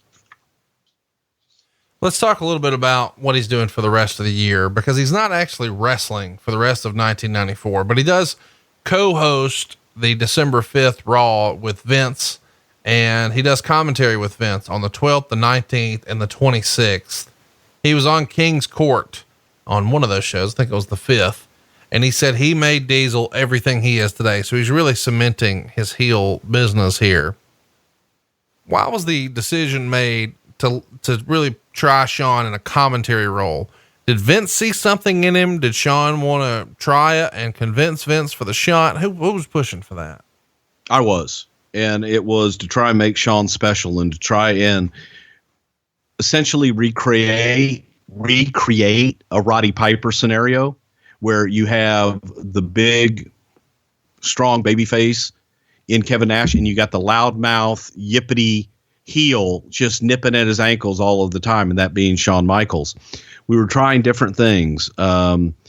We threw Shawn into commentary. I don't think that Shawn did very well in commentary, but we were trying different things. we had high hopes for Shawn, and I was obviously a big fan. Pat Patterson was a huge fan. We felt that Shawn had all of the attributes to be a huge mega star. So we were trying all these different things. And, you'll see a lot of the parallels for me being a Roddy Piper fan. I was trying to do a lot of the same things that worked for Roddy to see if they'd work for Shawn as well. Let's talk about, as we cruise into 1995, how would you categorize 1994 for Shawn Michaels? It feels like 93 is sort of a breakout year, but it does feel like he's languishing a little bit in 94 until the very end with the split with Diesel. And it looks like he's got an opportunity to move up almost by proxy. Well, I really thought it was in a lot of respects his breakout year, because the match with Razor at WrestleMania made him, as he later proclaimed, the showstopper or the show stealer anyway. So for me, he was given an opportunity on the big stage and he didn't falter. So in a lot of ways, that was the breakout for me for Shawn Michaels, of going, holy shit, he's got it and then some. Let's get to 1995. On January 2nd, Shawn's doing commentary with Gorilla Monsoon, and then again on the 9th and 16th with Vince. And the 16th is actually the go home show for the Royal Rumble. At this point, he's just out because of the broken hand, and he's making a return for the Royal Rumble. They do a taping in Corpus Christi, which draws a sellout with no comps. And we see here Shawn Michaels do interview segments. And this is phenomenal to me. This is an interesting time in the company. I've always been fascinated with 95. Of course, he does one with Diesel. That's coming. But he does one with Dick Murdoch, and both end with them chasing Michaels away. And Michaels basically berated Murdoch for being old. And then Murdoch throws him around and he runs off. Dick Murdoch in the WWF in 1995. Chat me up, man. How weird does this sound in hindsight? Dick Murdoch was a legend. The idea that was pitched to us, and I want to say it may have been Scott Hall who originally pitched it to us, was to bring Dick Murdoch on the road to help the young guys, to help train the young guys' psychology in the ring, and to teach some of the younger talent that we had on the road. We brought Dick to TV and threw him out there. And of course, being the legend that Dick Murdoch was, these guys want to flip flop and fly for him all over the place, but it didn't last long. And Dick wanted to be one of the boys. Dick didn't necessarily want to be a trainer or be that legend looked up to. He just wanted to be one of the boys and have fun on the road. And I think he had his Coors Light deal at the time, where he had a credit card from Coors Light that he could go into a bar and charge everything, so he could buy everybody in the bar Coors Light on his credit card. So he was a hero everywhere he went, but it just didn't last long. This takes us to the Royal Rumble. Goes down January 22nd, 1995 from Tampa. They have the entrance here coming in at every 1 minute, as opposed to the traditional 2 minutes for the prior Rumbles. Of course, we know Shawn gets the win here in 38 minutes and 41 seconds. He comes in at number 1. And he eliminates Duke the Dumpster Jose, your brother Tom, both Bushwhackers, Jacob Blue, Aldo Montoya. He and Crush eliminated Lex Luger, and he eliminated the Bulldog after the awesome spot where Bulldog clotheslines him over the top, and only one of Shawn's feet hit the floor. He held the other leg up. And while Bulldog was celebrating, he skins the cat, comes back in from behind. Bulldog falls out. Shawn wins. This finish is a much talked about finish amongst wrestling fans. You were there that day. What can you tell us about the decision to have Shawn come in at 1, to change the Royal Rumble to 1 minute, and then the finish with Shawn only touching 1 foot? Vince felt the Rumble dragged at 2 minutes and wanted to speed the damn thing up. So we had talked about doing, 90 seconds. Do we do 1 minute? We all decided on 1 minute. That really sped it up way too fast. The other deal was we were building Shawn Michaels for WrestleMania, and the idea was finally for Diesel and Shawn to face off at WrestleMania. And that would be the hot personal issue going into WrestleMania. What better way to build Shawn than have Shawn, come in number one, last the whole thing, and win it? Would have been more impressive if it had been a 60-minute Royal Rumble. However, at the same time, he was so friggin' impressive. Again, babyface pop, babyface reaction. Add to that, Pam Anderson, who is one of the hottest things on TV at the time, she's there to congratulate the winner and be, award the winner their main event at WrestleMania, so on and so forth. What's to hate? He outlasts everybody. He beats 30 guys. He's number one. He wins, and he gets the hot girl at the end. What's there to hate? Very confusing. So it was a tough time for us because we had been fighting, but we kind of had given in because we had also been given an ultimatum. Don't bring up Shawn being a babyface ever again. I don't want to hear it. Okay. How does the Pam Anderson deal come together? Pam Anderson deal came together. What's it? Ray Manzarek, I think is his name. Ray Manzarek was her manager. He was also Vanna White's manager. So I had known Ray from all the way back to WrestleMania 4. He was friendly with us. We had always kept in contact with him because he was a top manager out in Hollywood. Ed Cohen, who booked a lot of the talent and booked the celebrities at the time, kept in touch with Ray. Pam was available. We thought, Baywatch was hot. Man, you have Pam Anderson on, it's going to get eyeballs. I'd gone out to Malibu to shoot the Pam Anderson vignettes with all of the guys, and that was a major debacle trying to get Randy Savage out there at the last minute. And that's where Randy was like, oh, he's going to call old men to come in and save the day. And it was during a time that Lex Luger was being difficult to deal with. And I didn't know if Lex was going to show up. I had no idea if Lex was going to show up.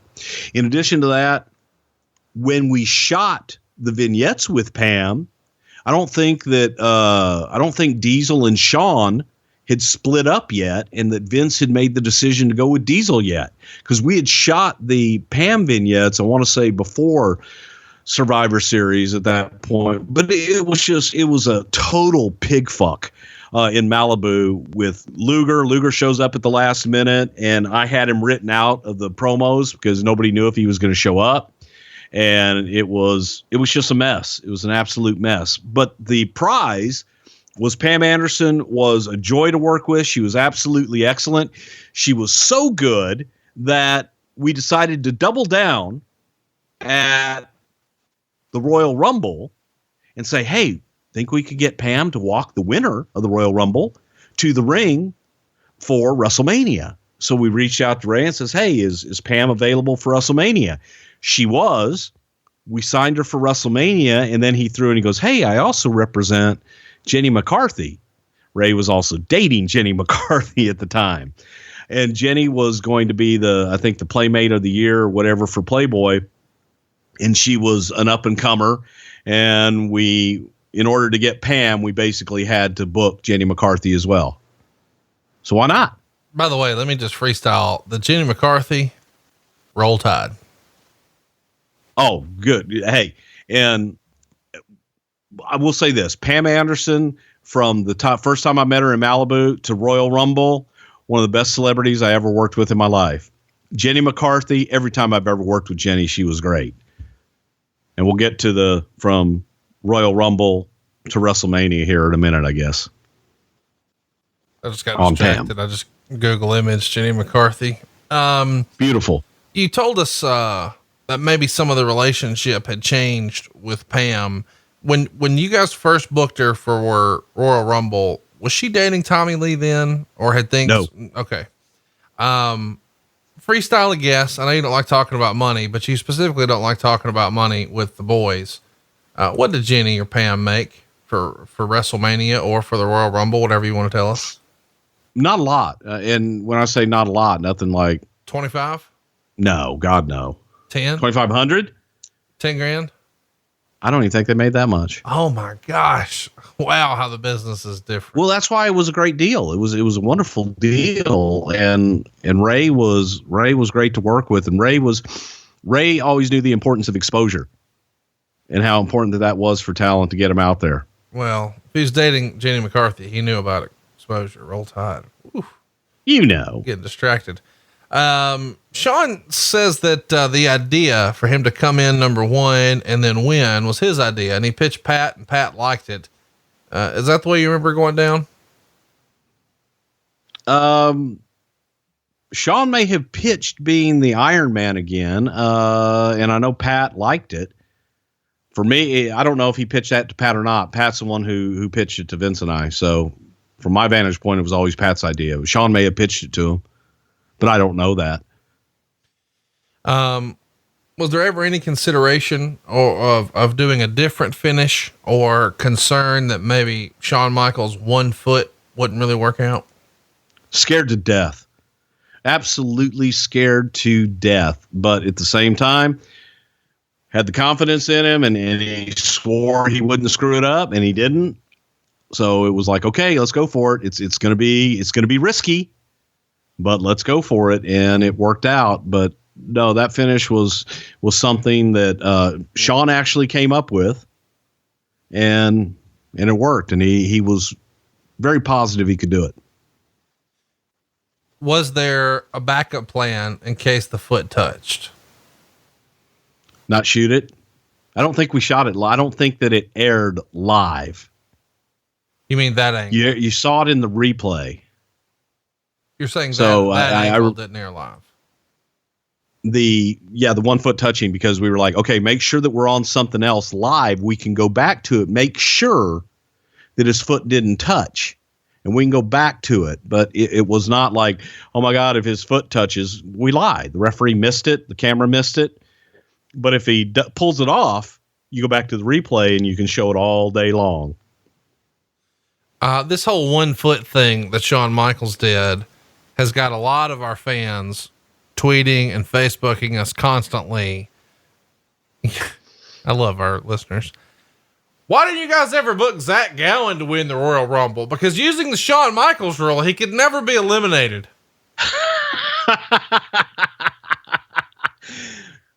Does the nub count? Dude, I took that nub every night. Zach doing a damn moonsault off the top and hitting me with his leg, the nub in my face every friggin' night. You know, Zach's a great guy and a working son of a gun. I think, and he listens to the show. Shout out to Zach.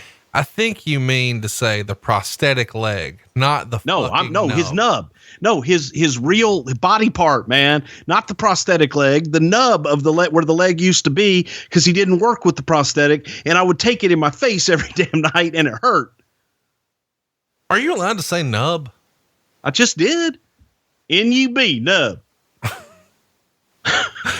It's that part that, and it was bone and it hurt. Hypothetically, if Zach Gowen made a sound that was similar to Michael P.S. Hayes, what would that sound like? Dit. No, I don't know. It wouldn't be nub. Oh, nub. You usually get it. That's a shirt. Cause here's the funny part. In real life, Michael Hayes sticks his knuckles out, not like to do the traditional fist bump, and he says nabes. Well, it almost feels like if Zach Gowen did it, he would say nubs. All right, what's wrong with us? We're doing this for a living now at this point. A lot. You know what else is wrong with us? We're not getting enough sleep if I'm speaking for you and me. Yes, and it's about time we get back to Mattress Firm and keep the ball rolling, shall we? Well, everybody knows how important stretching is before an event, and so does Mattress Firm, except it's your dollar. Your budget stretches further when you're shopping at America's neighborhood mattress store. It's a true home run, and you'll have a ball. They're the head coaches when it comes to mattress expertise, and know this, they're more than just mattress experts. Check this out.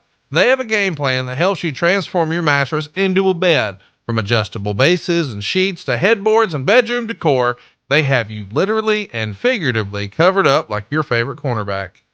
Go to mattressfirm.com/podcast to see what deals are happening as I read this sentence to you. They even offer you a 120-night sleep trial to ensure perfection and a 120-night low price guarantee, so you know you paid the perfect price. Talk about a 1-2 punch, a knockout, if you will. Score big with the perfect bed. Head to mattressfirm.com/podcast to get the play-by-play on how you can monumentally improve your sleep today, tonight, and tomorrow. Mattressfirm.com/podcast. All right, let's get back after it here. The day after the Royal Rumble, Shawn is back co-hosting Raw with Vince. His hand's obviously better, but he's not working a match the next night. At this point, are we just going to the old, let's make him a star and not have him wrestle everywhere? That was my idea. Yes. Because the more you see him, the more you get used to him, and wanted people to pay to see him get his ass whooped. He's finishing up January working house shows against Pierre. Obviously he's working Pierre in Montreal and Quebec City, but he's also working with Aldo Montoya. And we haven't really talked about Aldo much on the show here. What was his involvement in the Kliq? Lots of people speculate that Louis Spicolli and Aldo Montoya were sort of honorary members of the Kliq. Yeah, I guess. I don't really know. You know how Aldo Montoya got his start in the WWF? With a jockstrap on his head. No. We were in Lowell, Massachusetts, and Jerry Lawler comes to us and says, "Hey, there's a guy here. He's one of the extras, and he looks just like Jerry Seinfeld. If he can tell jokes, we've got a gold mine." And it was PJ Polacco, or Pete Polacco, Aldo Montoya. What was his other name? The ECW name? Just Incredible. Yeah. So Lawler comes and brings PJ in, and Vince, I don't really know, was that enamored with Jerry Steinfeld. Another story. And he started talking to him, but we found out that he spoke Portuguese. He was of Portuguese descent. Hence, everybody from Portugal, they got to be a Portuguese man of war. Now, you think that'd be a jellyfish, but really he's a soccer player. And one day we'll tell that whole story about how Aldo Montoya became a soccer star with a jockstrap on his head because he's Portuguese and he's not a jellyfish. Shout out to Just Incredible, who I know listens to the podcast as well. I think he's got a documentary coming out, so best of luck with that. Let's talk again about Shawn Michaels co-hosting Raw. He's doing it again on January 30th, but this time they do it in front of a green screen. What's up with that? What do you remember about Shawn and Vince co-hosting Raw in front of a green screen? Keeping them out there, just kind of shaking it up. During this time, I wonder if Lawler was even with us. So we were kind of rotating that co-host spot there a little bit, but just getting Shawn out there and getting his heat, keeping that heat machine going and letting him run his mouth to get his heat. Meltzer reported in the February 20th Observer that there's rumors that Roddy Piper was going to be in Diesel's corner for his match against Shawn at WrestleMania. Of course, he ended up being the guest referee for Brett versus Backlund at WrestleMania. You remember there ever being consideration for putting him in Diesel's corner instead? Absolutely none. Okay. None. That's complete. Nothing. A week later, February 6th, Shawn is once again co-hosting Raw with Vince in front of a green screen. Let's fast forward a couple of weeks. On the 20th, he's a guest on King's Court, and he reveals that Sid is his new bodyguard. We get lots of requests to talk about Sid here on the show. Why was Sid brought back and put with Shawn Michaels here? God, Shawn needs a bodyguard. In order for Shawn to be a credible opponent, he's got to have a bodyguard. He's got to have an equalizer on the outside, and it's got to be a big bastard. Vince was infatuated with Sid, man. So let's bring Sid back, make Sid the bodyguard. And the idea was to eventually get to that Diesel Sid confrontation. Is it fair to say that Vince was maybe worried about someone Shawn's size being in the main event as being a credible opponent for the much larger Kevin Nash. This is still very much the big man's territory. You've sort of conditioned the audience to believe that they're big guys in the main event and for the world title.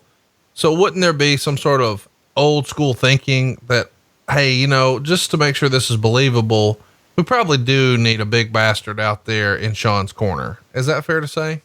I think it is. I think that definitely was a consideration because until WrestleMania, I would venture to guess that's exactly what Vince was thinking.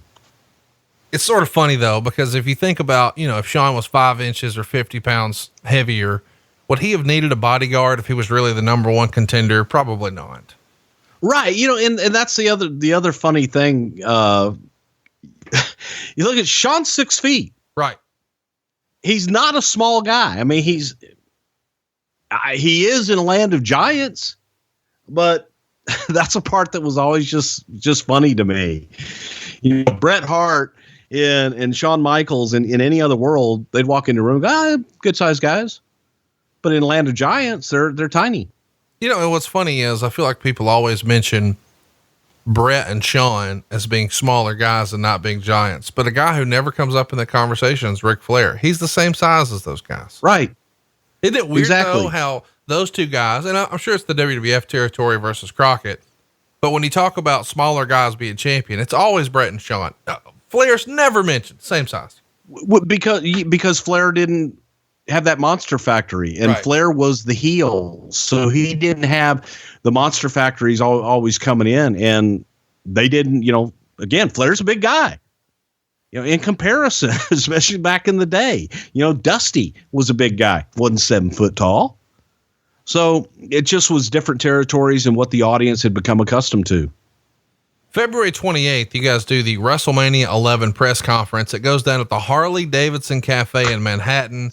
What are your memories of the WrestleMania 11 press conference? We just recently covered the WrestleMania 14 press conference in Manhattan, but WrestleMania 11 looked quite a bit different.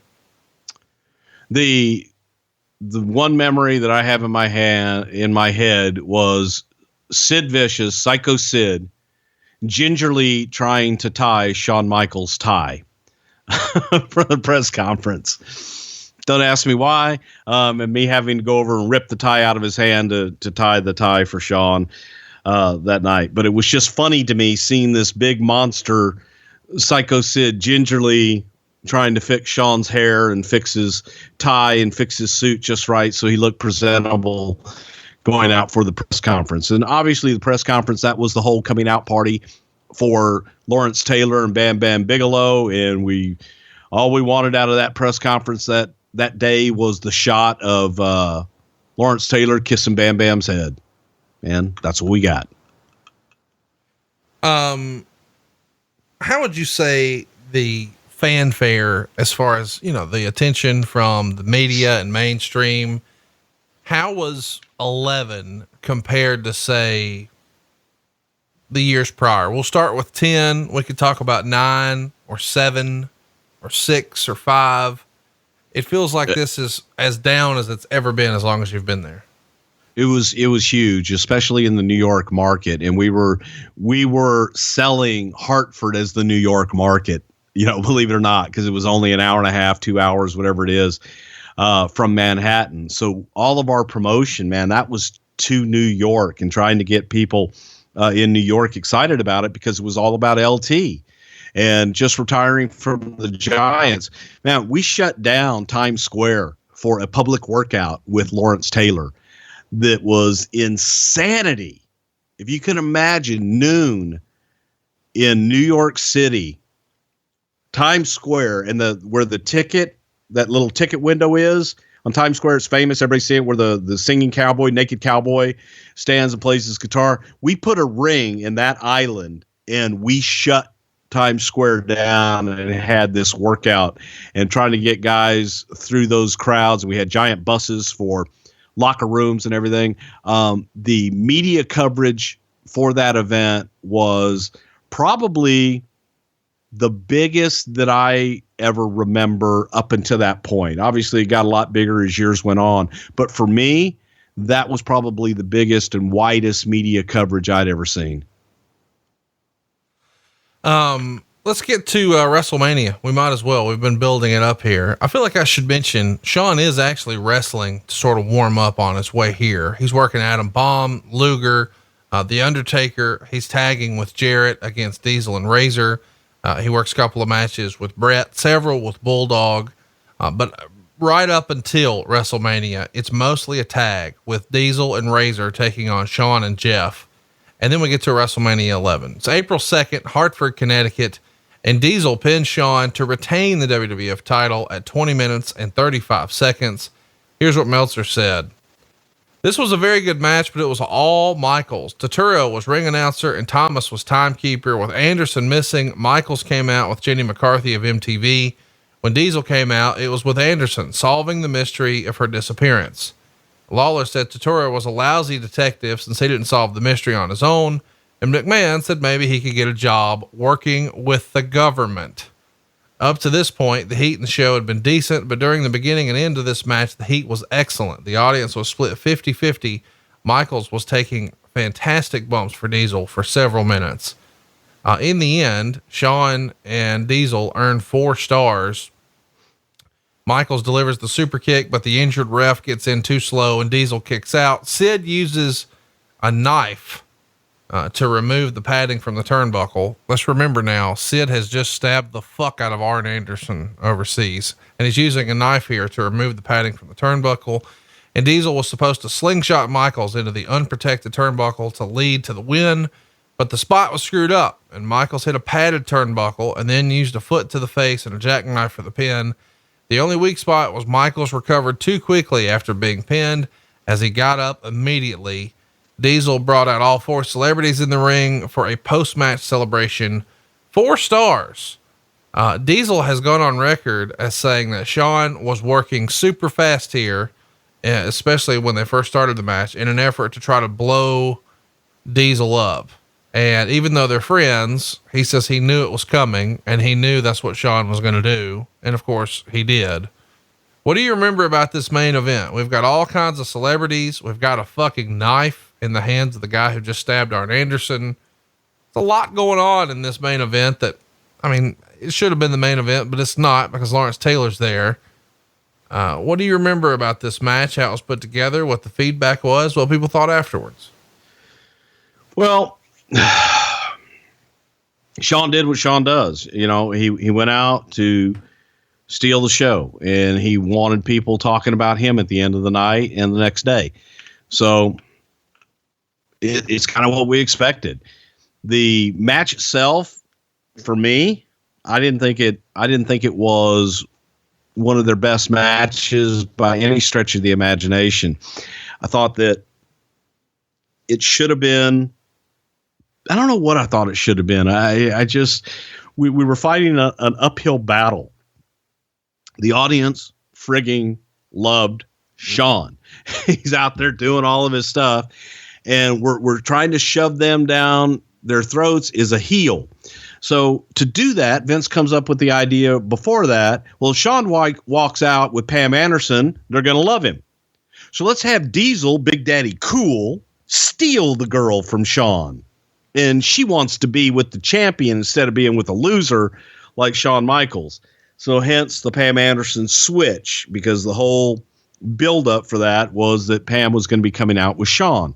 So you got Jenny, and Jenny comes out with Shawn. Okay, cool. He's still got a girl, but the girl ends up with Diesel at the end. It was just tough. You're fighting an uphill battle, so you got to do everything that you can. You got the big nasty bodyguard out there and all that other crap. It was good, but I don't know that it was the greatest match put in that spot to tell that story. It was a difficult story to tell in that environment, I guess is what I'm trying to say. And we did the best that we could. And the funniest part, was the next day, which if you're ready to get to that, well, you got more on this. Let's talk about the celebrity interaction. You sort of teased earlier a Pam Anderson story. Whew. You gonna deliver us the goods here? Pam, we had Pam in January at the Royal Rumble. excellent. So good that we booked her on the spot for WrestleMania. One of the easiest, best celebrities we'd ever worked with. About 4 or 5 days after the Royal Rumble, you read these headlines, Pam Anderson and Tommy Lee married on a beach in Mexico. So we're thinking, okay, this is interesting, man. She's getting publicity and she's going to be at WrestleMania. She's keeping herself in the news. This is awesome. Next thing you know, Pam's like flaking out. And they disappear and they go hibernate, do whatever they do. Nobody's hearing from her. She's not talking to her management anymore. We are asking for things from them. Can we get some promos? Well, she's kind of difficult to get a hold of. And, hey, we can get you Jenny McCarthy. But we've already advertised Pam Anderson. She's already been a part of the promotion and she was at Royal Rumble. So it's kind of hard to pivot now. We've got her booked. We are assured that she is going to show up at WrestleMania. No problem. Look, she's going to do everything she's contracted for. That will not be an issue. What became an issue was day of WrestleMania. Pam shows up like 4 hours late. I don't want to say she was in no condition to perform, but she was not in the condition that she showed up in at the Royal Rumble several months beforehand. And then, there's things she's constantly, well, I've got to talk to Tommy. I've got to do this. Next thing you know, Tommy shows up and I love Tommy Lee. Tommy Lee is a cool guy, wonderful guy. But when Tommy showed up, man, all hell broke loose. It was Vince and I are standing in front of the locker rooms there in Hartford. And we're talking to the Undertaker, and we're going over all this stuff, and we're having a fairly spirited conversation. And Tommy walks up, and he is out of his mind. I don't know if he's stoned or drunk or whatever. He's like, "Hey, Mark, my man! Oh my God, Vince McMahon! Hey, dude, what's up?" And he reeks of smoke and just booze, and he's covered in tattoos and filthy. And Vince is like, "Who in the hell is this?" And brother love, oh my God. And so we realized, okay, this is what has happened to Pam. And I don't know that Tommy was the best influence on Pam during that period in their life. I'm happy for both of them. They've gotten their lives straight and so on and so forth. But the second experience with Pam was not as good as the first experience with Pam after she had met Tommy. And we got her to the ring, man. We got the match in the ring, so all's good. But we were not comfortable shooting her live and doing the pre-tapes and stuff backstage. So we said, well, she'll disappear. How excited were the boys to meet Pamela Anderson? I would say very, much more so, obviously, at Royal Rumble when she was approachable and just as sweet as could be. This time she was very unapproachable and not accessible. And we kind of kept her in her dressing room with Tommy, and no one in, no one out. Was anybody excited to meet Tommy Lee? Yeah, quite a few people. But Tommy knew a lot of the boys and stuff. So I know with the grin on your face, you're going somewhere else, but, well, there's a hilarious story about someone watching the Pam Anderson. Yeah, we're not going to do that. Oh, it's the best story ever though. What'd you think of this main event match? I mean, I know you said that you thought they sort of did the best they could. It is sort of something that could have been avoided with the crowd being split 50-50. You sort of told us when we did WrestleMania 6 that in hindsight, Vince probably never wanted to go back to babyface versus babyface. And technically that wasn't the case here, but it certainly feels closer to it than any other main events you guys had done up until that point, right? I mean, not really, because Shawn wasn't pushed as a babyface. It was just fighting. It was fighting the inevitable tide that was coming in. That it's like, man, they want him. They want him. No, they don't. Yes, they do. No, they don't. Yes, they do. No. Well, I mean, I want to talk about that a little bit because a lot of people feel that that's happening today with Roman Reigns. Would you agree? But it's happening the opposite way with Roman Reigns. And I do believe that Roman Reigns will be the guy, and he'll be a huge babyface and do really well for the company and all that good stuff. It's fighting the other way in that, people are saying, no, we don't want him, but they're reacting to him. They do want him. And Vince's philosophy now, I see how he's thinking from the standpoint of, I'm going to make a star. I want you to care about him. I don't care whether you love him or hate him. I just want you to care about him. And I think that's the direction that he's going right now with Roman Reigns. I'm not going to turn him because they want to turn him. When, in my opinion, my old school way of thinking, I would say turn him, because the hotter he is as a heel and the more he has the people hate him, when it's time for him to turn back, turn still will work today. Even with this fickle, smart crowd, you can turn someone. And I think that Roman, if you went ahead and turned him heel the right way, let him run as a heel, when it's time to turn him back, he'll be the hottest babyface you ever saw. Brett has gone on record as saying that he felt like Shawn buried Diesel in this match by trying to turn himself babyface, doing all the high-flying spots, which Brett says got the crowd behind him. What's your take on that? Do you think Shawn sort of did what was best for him and maybe not what was best for the match? No, Shawn, and again, in his defense and going over it with Pat and everything, Shawn was trying to make Diesel the giant. And that was the bumps and flying all over the place and going over the top to make Diesel look good is what they were trying to do. And in doing that, they loved Shawn. They were like, oh my God, come on, Shawn, come on, beat that big monster. It's like, no matter what you did, it was just, we were fighting a losing battle. Do you remember the discussion about the moonsault in that match? Allegedly, Kevin and Shawn talked a little bit about it before, and they weren't sure if he was going to do it. Shawn says he had never actually moonsaulted off the top rope, and he wanted to do it for the first time at WrestleMania. He'd done plenty of backflips, but never a moonsault onto his opponent, from the top onto the floor. And so even up until the match started, he wasn't really committing to Kevin that he was going to do it. A moonsault to the floor is pretty common now, but in 1995, it's a big deal. Do you remember there being discussion about the moonsault? I remember them talking about it, and Shawn, never doing it before, but feeling that he could do it. And I'm always of the theory, if you can't do something, don't. WrestleMania is not the time and place to see if you can do it. But they pulled it off, and it was fine. Let's talk about the spot in the match that the guys still talk about. Shawn wrote, Vince wanted Kevin to kick out of the super kick because he wanted Kevin to look strong. Kevin said, that's Shawn's finish. I've got to barely come out of it. But Vince said, I want you to be strong. Kevin said, that's not going to make me look strong. That's Shawn's move. The people are not going to like that. They're going to think you're pushing me too hard.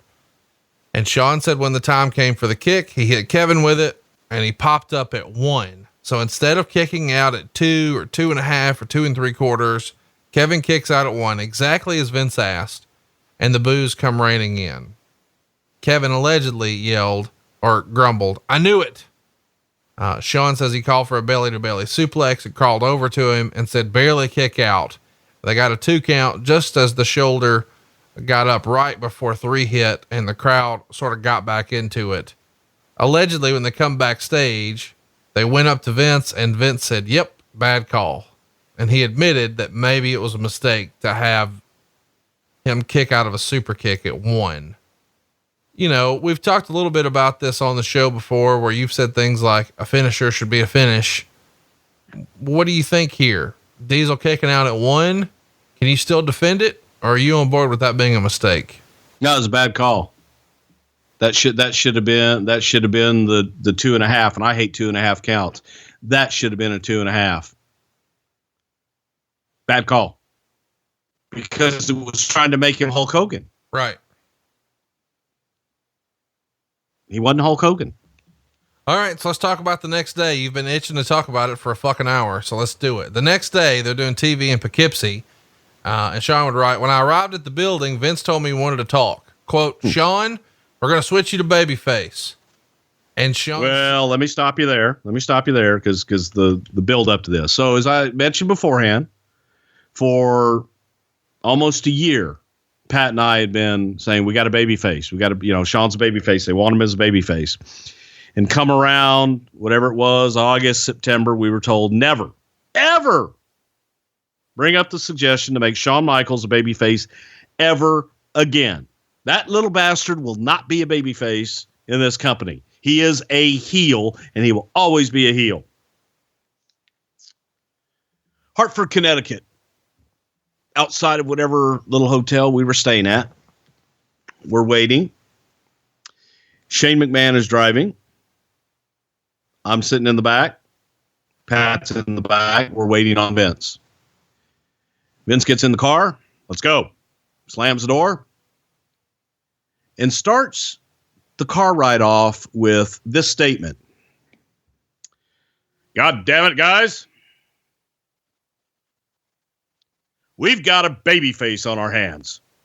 Why in the fuck am I the only one thinking around here? Why am I the only one that sees this? Now, Pat and I look at each other in the back like, he's fucking with us. He's ribbing us. Finally, the light bulb went off with him last night, but now he's messing with us. And he wasn't. He's hot. He's pissed at us now that we didn't continue to push and let him know I got a baby face on my hands. He says, we can't continue like this. We've got it. They want Shawn. And we still think, man, he's fucking with us now. He wasn't fucking with us. He thought he had just saw this and that Pat and I didn't come running up to him at the party the night before and say, Vince, we've got to make a change. He's the only one thinking. In the entire ride to Poughkeepsie, we have television written out. We've got, pretty much the arc written to SummerSlam. And he says, change it all. Well, what do you mean change it all? We're going with Sid. We're getting to Sid and Diesel. We're building to that. Nope. Going with Shawn. He needs to slay the dragon. Start with Sid. We just put them together. And it's like, we got this. We tore up everything we had. We got to Poughkeepsie, and adjacent to the building is a Radisson Hotel. We go in the front, and Vince walks in and says, hey, this is our TV hotel. We need a conference room. He tells all the agents, come over to the conference room. I remember Jack Glanz being there, a few other people. And he says, God damn it, guys. You got to let me know what's happening out in the house shows. Now this is all news to me. I hear that Shawn's getting babyface reactions everywhere. And if you guys didn't hear that last night, I got to reconsider what the hell I'm doing with you guys. And everybody's looking at us like, he's fucking with us now. We've been telling him. It's a groundswell, man. They've turned them. And when we say them, it was Shawn and Diesel. We rewrite everything. And then, Vince gets everybody together and lets them know that, guys, we're going to do an about face. We're going with Shawn as a baby face, and we got to make the turn tonight. He's got to be a pit bull. He's got to be a bulldog. He's got to go out there. He got to be like a Rottweiler. He's got just jumping at Sid, just jumping at him. And then, come on, and get in his face and get his ass kicked. But he never quits. And there's just silence because nobody wants to disagree with him. He's right. We had a baby face on our hands. We've had a baby face on our hands for like 9 months. And he told us no. So now here we are. And so now we're in Poughkeepsie. And, hey, pal, need to talk to you. So go ahead. Sorry. Okay. He says, Shawn, we're going to switch you to babyface. Shawn says, what? That's because of the kick out, isn't it? And Vince says, it was a bad call on my part. I admit it. And Shawn says, why is this affecting me? I'm the only heel you have. And Vince says, they like you. The people like you. And Shawn says, they like me, but they like to hate me. Now is not the time. you make a mistake and it cost me my career, Shawn was not happy. And Vince said, we're going to have Sid drop you and injure you tonight, and you'll go home for 6 weeks. Shawn said he was frustrated and bummed. And he said, we had told Vince that people were going to boo the kick out, and he knew this would happen, but he didn't imagine that he would be turned heel. And he allegedly says to Vince, I would never tell you how to run your entire business, but please leave the wrestling to me in regards to the kick out. So then he goes to Kevin and explains what happens and says, they're taking me off TV for 6 weeks. And Diesel says, what for? And he says, they're turning me babyface. And Kevin immediately says, it's because of the kick out, isn't it? If you had to go back in time, do you believe that the kick out is when Vince really changed his mind? No, not at all. It was the match, and it was the reaction from those people. It was just a light bulb moment for Vince. They had turned Shawn long before that. So of course that night, Sid turns on Shawn, power bombs him 3 times before Kevin rushes to the ring and chases him off. And now he's out and quote unquote injured with a 6-week paid vacation. And this all happened on April 2nd, the night after WrestleMania 11. So WrestleMania 11 and the Monday Night Raw afterwards, is this the first time you remember the night after WrestleMania sort of being a thing where the big angles happen and get you started? Well, it was, this was Raw. We were able to do live stuff, and it was out of necessity and just out of the necessity of all the eyeballs on us. Yeah, it became a big moment for us, but it wasn't, none of this shit is what we planned. I feel like we should also mention that WrestleMania the night before is the first time that Shawn and Kevin saw an unfamiliar face. A guy approached him and says, I don't want to interfere, but my name is Paul Levesque. I talked to Terry Taylor and he said, you guys are the guys to hang out with. So if you don't mind, I'd like to hang out and travel with you. Get that chapstick out, Bruce. Tell everybody who Paul Levesque is and why he made the decision to ride with Shawn and Diesel here. Why do you hate Hunter so much? I love Hunter. He's a super nice guy.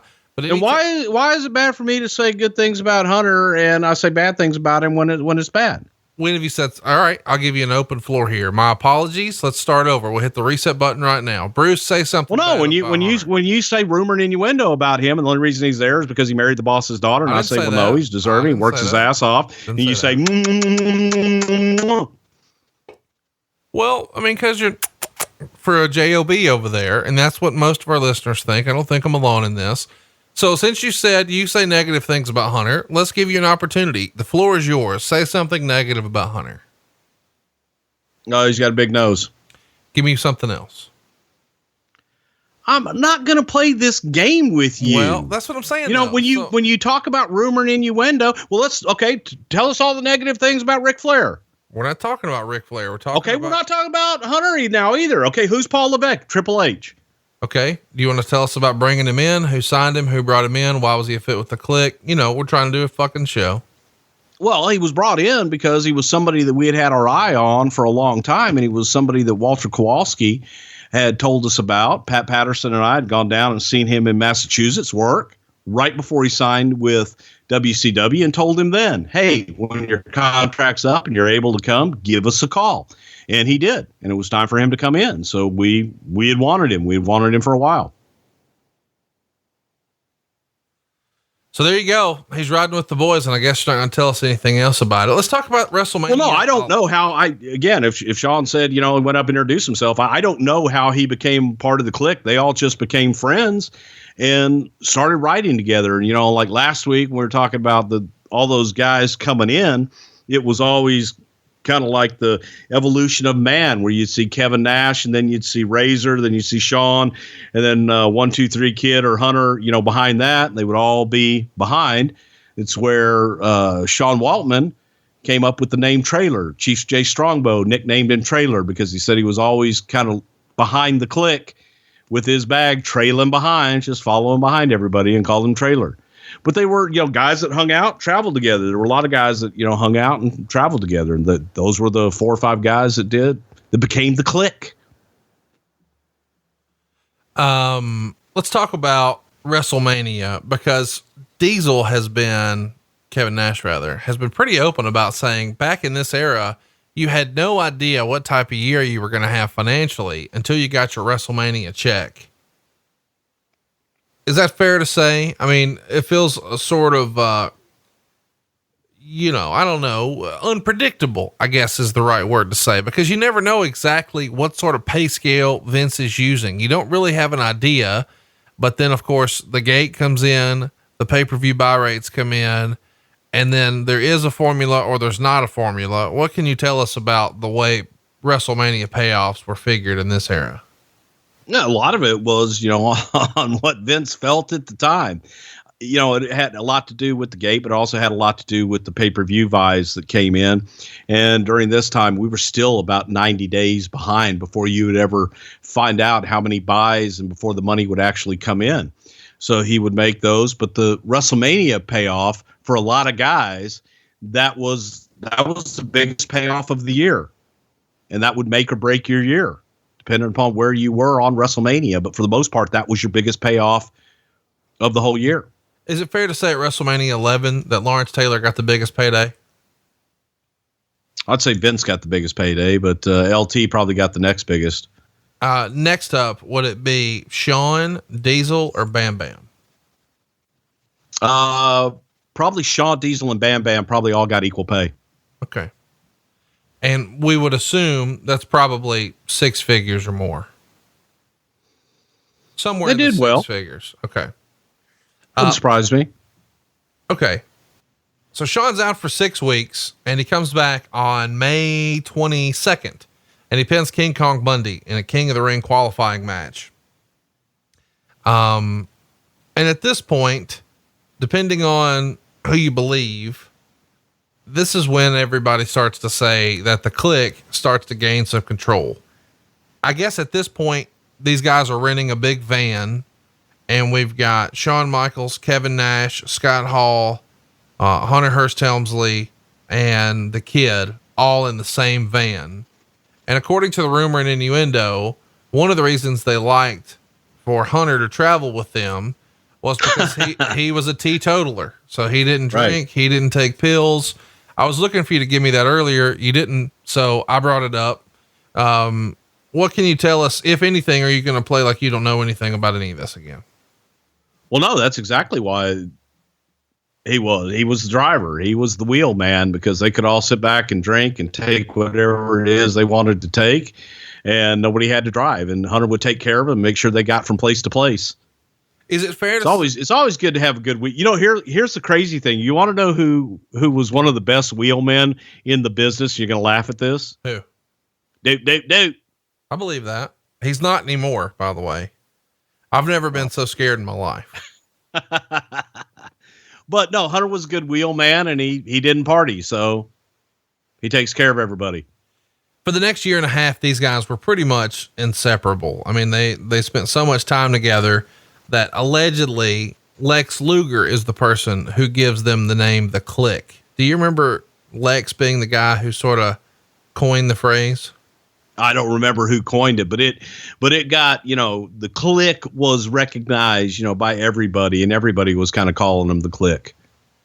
Do you think that Hunter sort of knew the landscape before he got there? And it makes sense to me if you're a young guy coming in and you can hitch your saddle to the 2 guys working for the world title, and you know that Diesel's been in here a very short time and he's already on top. And a lot of that's probably because he's riding with Shawn. Isn't it natural to see an opportunity to say, hey guys, let me drive, and be, sort of get the rub, at least in the car, from that group of guys who are clearly the movers and the shakers? Why not? Yeah. If I could travel with the main event guy all the time, and, especially back in the old days, you wanted to travel with the guys with the most experience to hear the stories and to get the most, the best advice. Shawn would write, I was very close to Vince now, and so was Kevin. Hunter, through Kevin and me, was beginning to establish a relationship there too. Because we had Vince's ear, most of the other wrestlers began to resent us.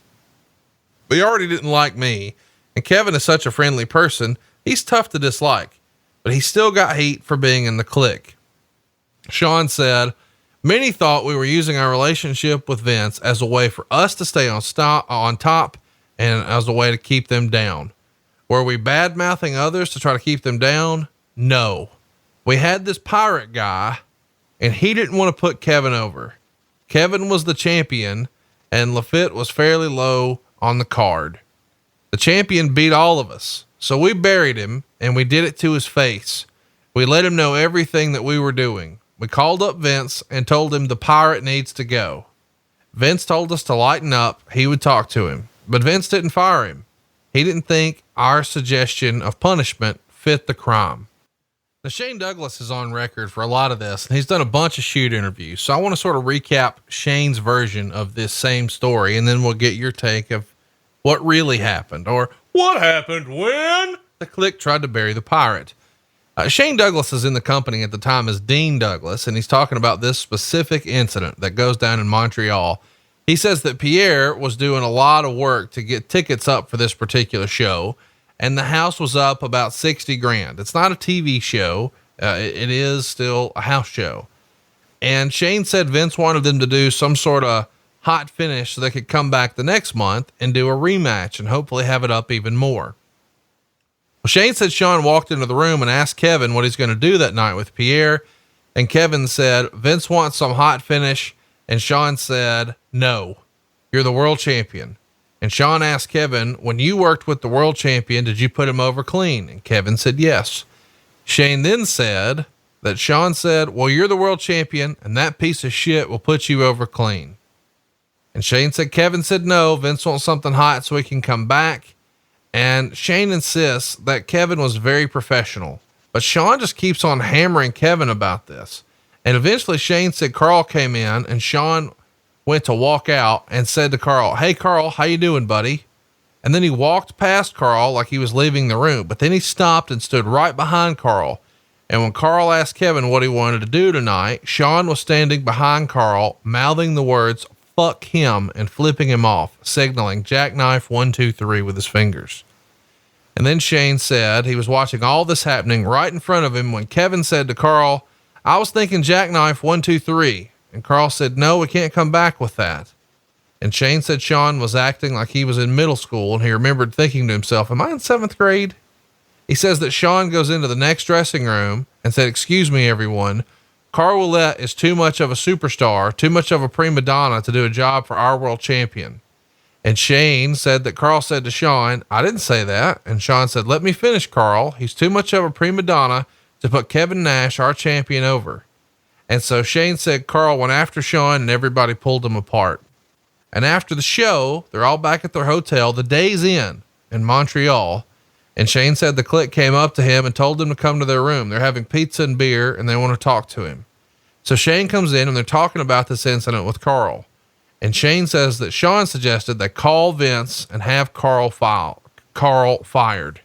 Kevin picks up the phone and Shane said he couldn't remember which one, but either Shawn or Razor stopped him and told him to hang the phone up and let's think about this. And then one of them said, let's have Vince starve him for 2 years. Shane said he felt at that moment he was watching someone get verbally raped to have their career played with this way. So we've heard this story from all different angles. We heard it from Shawn's, we heard it from Shane's. What say you? Well, I wasn't there, first of all, so I have no idea what took place in the dressing room, and my information I got from the agents that were there and from Vince. So trying to piece all of it together, and I'm listening to the story where Shane talks about he witnessed one thing in one dressing room and then he witnessed something else when Shawn walked into another dressing room, which kind of confuses me a little bit, how he could be in two places at once. So that's where a lot of that hearsay and bullshit and innuendo and rumor and everything else. The whole thing about, Kevin coming in and Pierre, it was always a battle in Montreal. It was a battle with Jacques Rougeau. It was a battle with Carl Ouellet about doing jobs in Montreal and looking good and looking strong in Montreal. That was always it was just a bone of contention every single time, because Montreal was booked differently than the rest of the territory. It was booked, one town, and you did different finishes, and you did different TV, and you did all these things, different rules in Montreal, because you got Canadian heroes and apparently, Quebec heroes and so on and so forth that only applied in Quebec and didn't apply for the rest of the world. So the only people that really know what the hell happened from our vantage point, what we were told by the agents, and what I was told by Vince, was that Carl had a issue, didn't want to do a job in Quebec, that Kevin didn't want to not beat Carl, being the champion, and that Kevin had suggested, doing some kind of a schmoz finish, and whatever the hell they came up with, that they came up with. But it was a big to-do over, one town, one night, that was just such bullshit that the Pirate would not have been on top in any other market in the world at that time. But in Quebec, he meant something. So it was different. And yes, he did do a lot of publicity. He and Jacques always did a lot of publicity for Montreal. And for whatever reason, it was handled differently. And that's where all the bullshit came from. But the guys, because, and I don't doubt for 1 second that Shawn didn't stir that pot and go, oh, God damn, he doesn't want to lose to the champion. The champion beats everybody. I can see all of that happening. Absolutely. But again, what we were told on our end was Pierre didn't want to do the finish. Kevin didn't want to do Pierre's finish. So Vince, get the match in the ring. Let's come up with something and move on. Now, whether or not they called him and said, fire him, I have no idea. Obviously, that didn't happen. So if they said that and did that, then they didn't have that much power. Well, we don't know what the Pirate made over the next 2 years. I'm sorry? How much money did the Pirate make? I have no idea. That's what I'm saying. So we don't know. So starve him out for 2 years, maybe happened. And it maybe not happened too. So you don't know. It's rumor and innuendo. Shawn said of the Kliq, we were using our political clout to keep each other on top. Absolutely. What we were doing was no different from what Hogan, Savage, Piper, and Bob Orton Jr. had done before us. If you're on top, you want to make sure you keep working with people on top. That's how you stay there. Do you agree with Shawn's comments? About Bob Orton Jr.? That's what I never heard before. Yes, and I do, because that's how all top guys do. But they also have no different access to the boss that everybody else has. I'm shocked. They just use it. I'm shocked you don't see the comparison for Bob Orton Jr. because what he's talking about is Piper was looking out for his friend. So these guys. Oh yeah, okay. Well, that in that case, yes. I thought but because Hogan, Savage, and Piper all had equal power, and I thought you were throwing Bob Orton in there with the equal power. Shawn said, we got close to Vince by design and wanted to be close to him.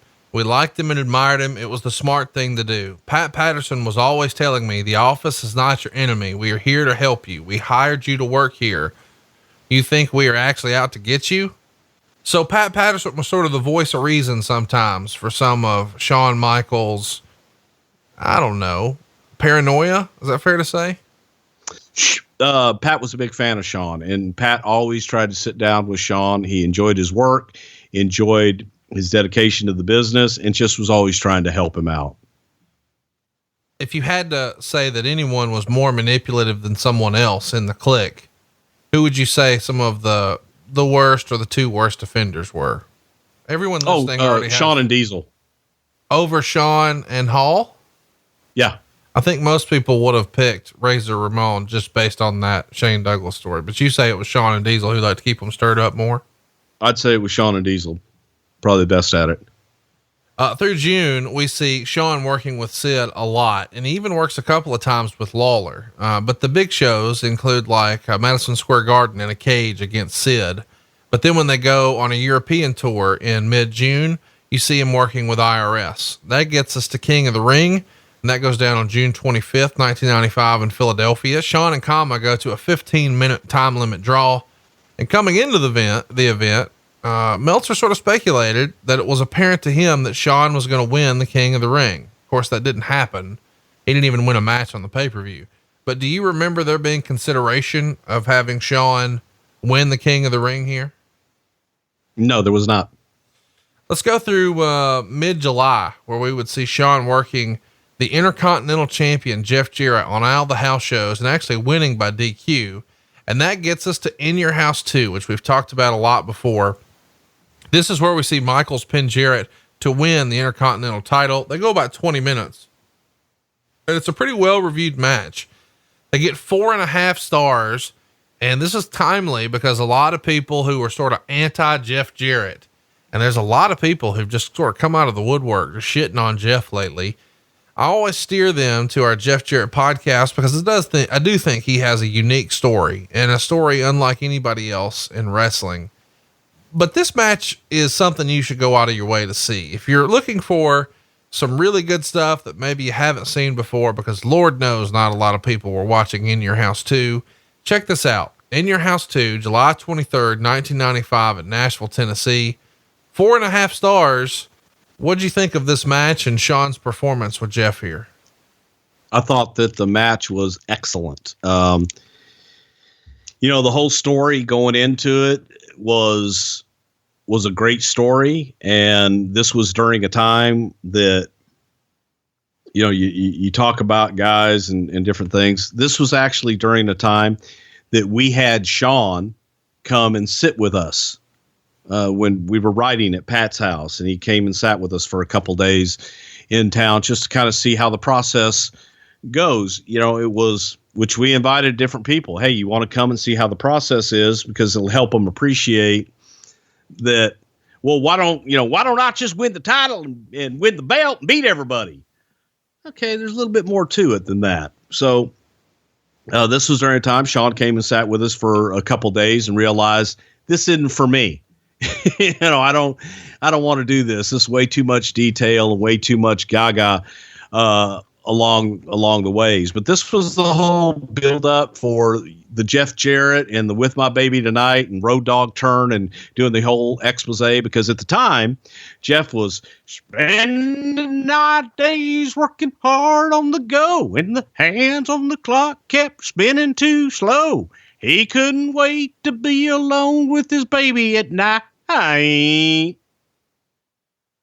I don't know why, when that song's finally getting traction, you decide to fucking remix it. You should have just stuck with the classics, because we play the hits here. And Jeff Jarrett is actually campaigning with Road Dogg for that song to move up the charts. They want it to actually get some real traction. And to our surprise, our man Road Dogg actually mentioned us on WWE.com. And now Jeff Jarrett's talking about it too. If we had to put the over under, what would you put the over under at that Jeff Jarrett performs that song, or, that song comes from the stage the night of the Hall of Fame this year?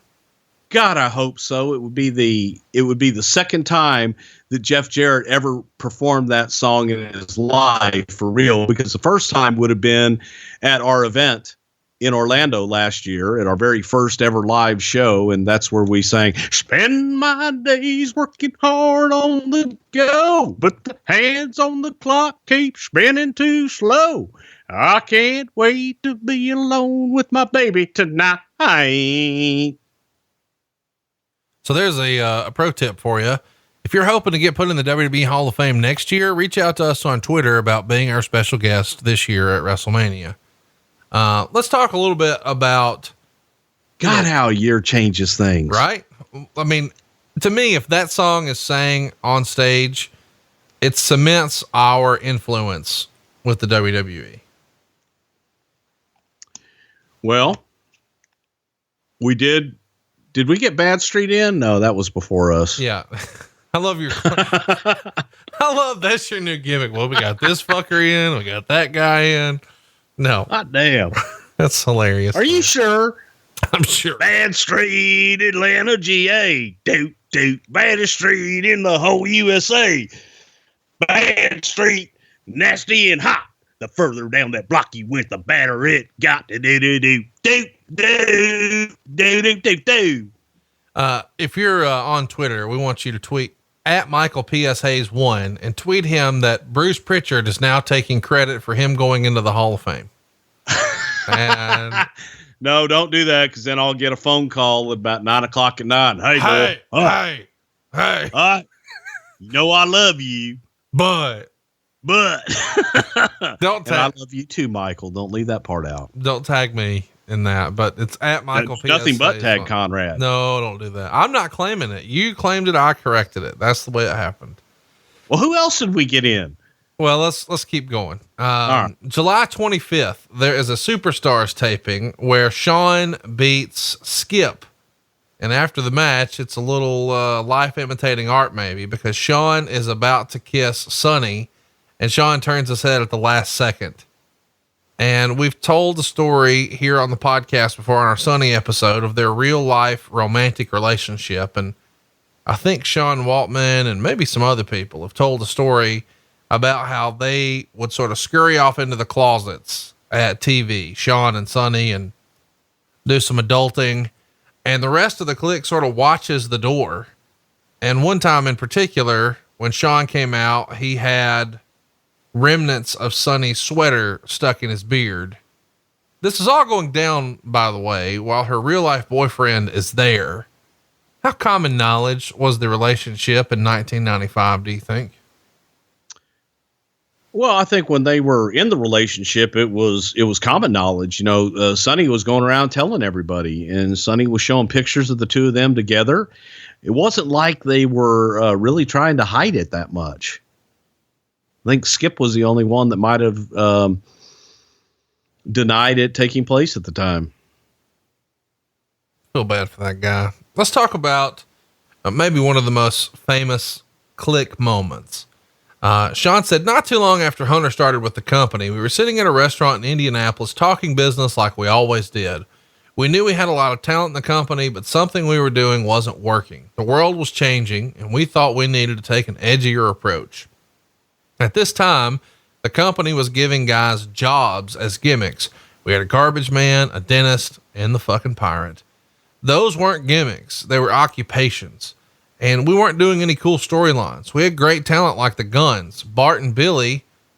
They were great, but they would have them win the titles, lose them, and then win them back again. There's no stories. The perfect example is the angle that Bret Hart was doing with the pirate. The pirate stole Bret's jacket. That's the angle. Bret was like, oh my God, what am I supposed to do? I'm really angry now. He has my leather jacket. I want to kill him. That stuff just wasn't cutting it. Do you agree that the creative, when you personally were writing it in 1995, really sucked a dick? Oh, well, double fuck you. First of all, I didn't know that a pirate was an occupation.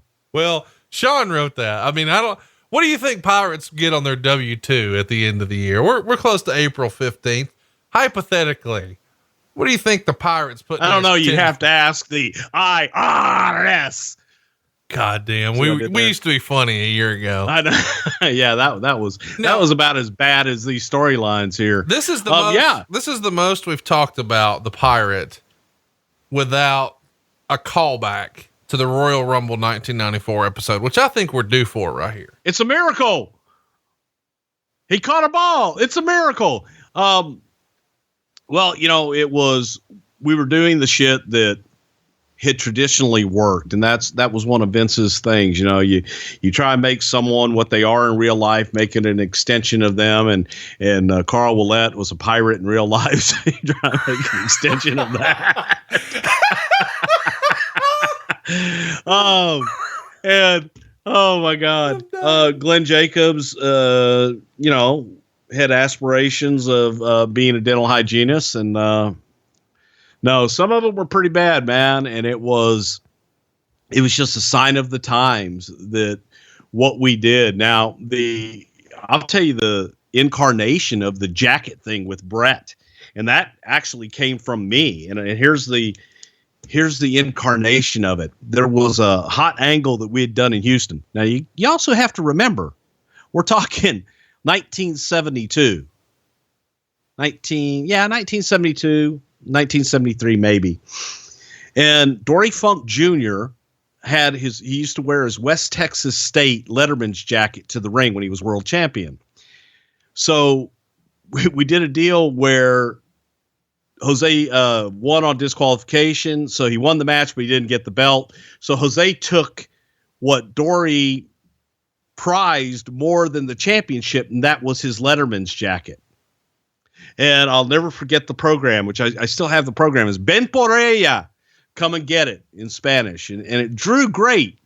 But again, we're talking 1972. And I remember talking about this one time, and he's like, "God damn, pirates steal things." And we came up with the pirate stealing. And the jacket kind of looked like something a pirate would wear. And wouldn't you be mad if someone stole your good favorite leather jacket? Arr! You know you would, Conrad. You would be pissed. The way you defend with such fervor. Yeah, it was the shits, dude. It doesn't hold up well. And it was a tough time. we were throwing shit against the wall and praying something stuck. But when I feel I'm really just a fan. I'd say that all the time. I'm not, I mean, I guess I am part of the show, but I'm really like the first listener. And I wish that everybody could have seen the video, like your face when you said you would be pissed. You would be.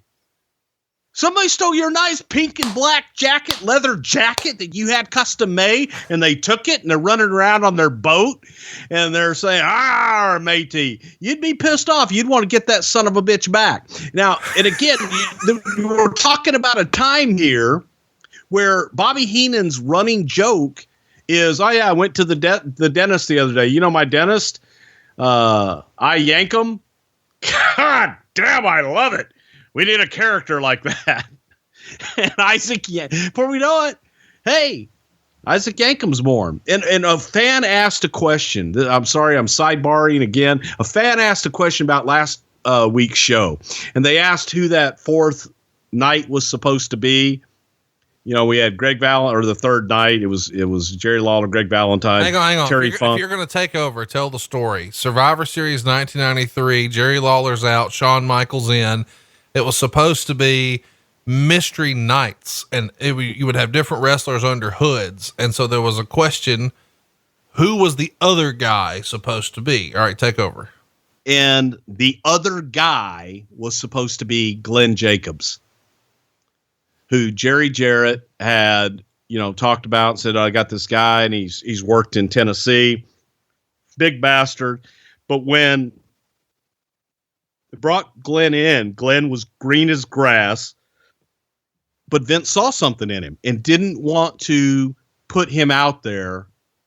And that's why we went with Jeff Gaylord instead of Glenn Jacobs. But Glenn Jacobs, the evil dentist, Isaac Yankum, and the real Diesel was originally supposed to be one of the nights.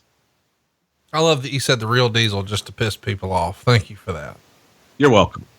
So let's talk a little bit about. You're so pissed about that jacket, aren't you? Oh, dude, the way you said it with such conviction fucking cracked me up. Let's talk about this meeting in Indianapolis again, because this is, one of the more critical times in the business. And here's what Shawn said. We were talking about all these things and we decided we ought to call Vince. So I called him. I told him how everything we were doing sucked and how he needed to change everything. I gave him a few suggestions and he says, "Do you want me to fly there? We can discuss it if you have some ideas." I figured, why not? We can't do any worse than what we're already doing. So Vince flies to Indianapolis and rents a conference room in a hotel. And Hunter, who was still fairly new, wasn't sure if he should even be there. He says, "I haven't been here that long. I probably shouldn't weigh in on this." And Vince said, "You're in this room. You have an opinion and you're going to weigh in." And Shawn said that Hunter stayed, and Vince took out a list of all of the performers with the company. And he asked the guys, the Kliq now, who we thought could go and who we thought was dead weight. And there weren't that many that were dead weight. There were plenty of guys we didn't like, but we thought they could work. And when Vince asked, we told him that guy can work. We weren't buddies with Chris Candido, but we thought he had ability. And we told Vince that. We couldn't stand the Pirate, but we said he could wrestle. Shawn said Vince came to the show that night, and it was very unusual for him to be at a house show, especially in Indianapolis. When word leaked out that we had a meeting with Vince, there was some serious heat sent our way. Are you okay? Yeah, there was some serious heat. Some serious heat. Some accounts had us threatening Vince with a walkout. Others had us drawing up a list of people we wanted fired. None of that was true. Over the years, this meeting has... Wait, you say, like you were there? Well, I mean, Shawn just wrote right before that whenever he said a name of someone they thought was dead weight, they said, oh, this guy's dead weight. No, that's what Vince asked them. Who do you think is dead weight? And then he said that for the most part, they said, well, the guys that could work. But, pretty much Shawn's recollection of all that is spot on. And Vince had wanted us to go down there and meet with these guys and let's hear what they have to say. And we thought, you know what, Vince, if we all go down there, it's us against them. And you need to go in here and see what they have to say. Let them, they wanted to talk to Vince. So let them talk to Vince. And that's why he went down there. And then all the rumors got, oh boy, Diesel and Shawn, they're demanding, they refused to go on and do all this other bullshit because the party left out. They were late to the show too, because they were all at the hotel having the meeting with Vince. So they got to the show late and then Vince shows up and they all got out. Oh, hey, they were meeting with Vince and Vince had to fly down here to get the match in the ring and all this other bullshit. That wasn't it. Vince did fly down to meet with him. He was in town. Show's going on. He's going to go to the show. It's not all conspiracy theories. Chat me up about when you first hear about the meeting. I know you said what the boys thought. What did you and Pat think? Vince came back. The issue is we're telling Vince a lot of the same things over time. You get to the point where you get beat down so much and you fight. There has to come a point in time where Vince makes a decision and you have to walk out of that room and support that decision. You can fight it all you want beforehand, but when it's time to go, at some point you have to decide on something and move forward.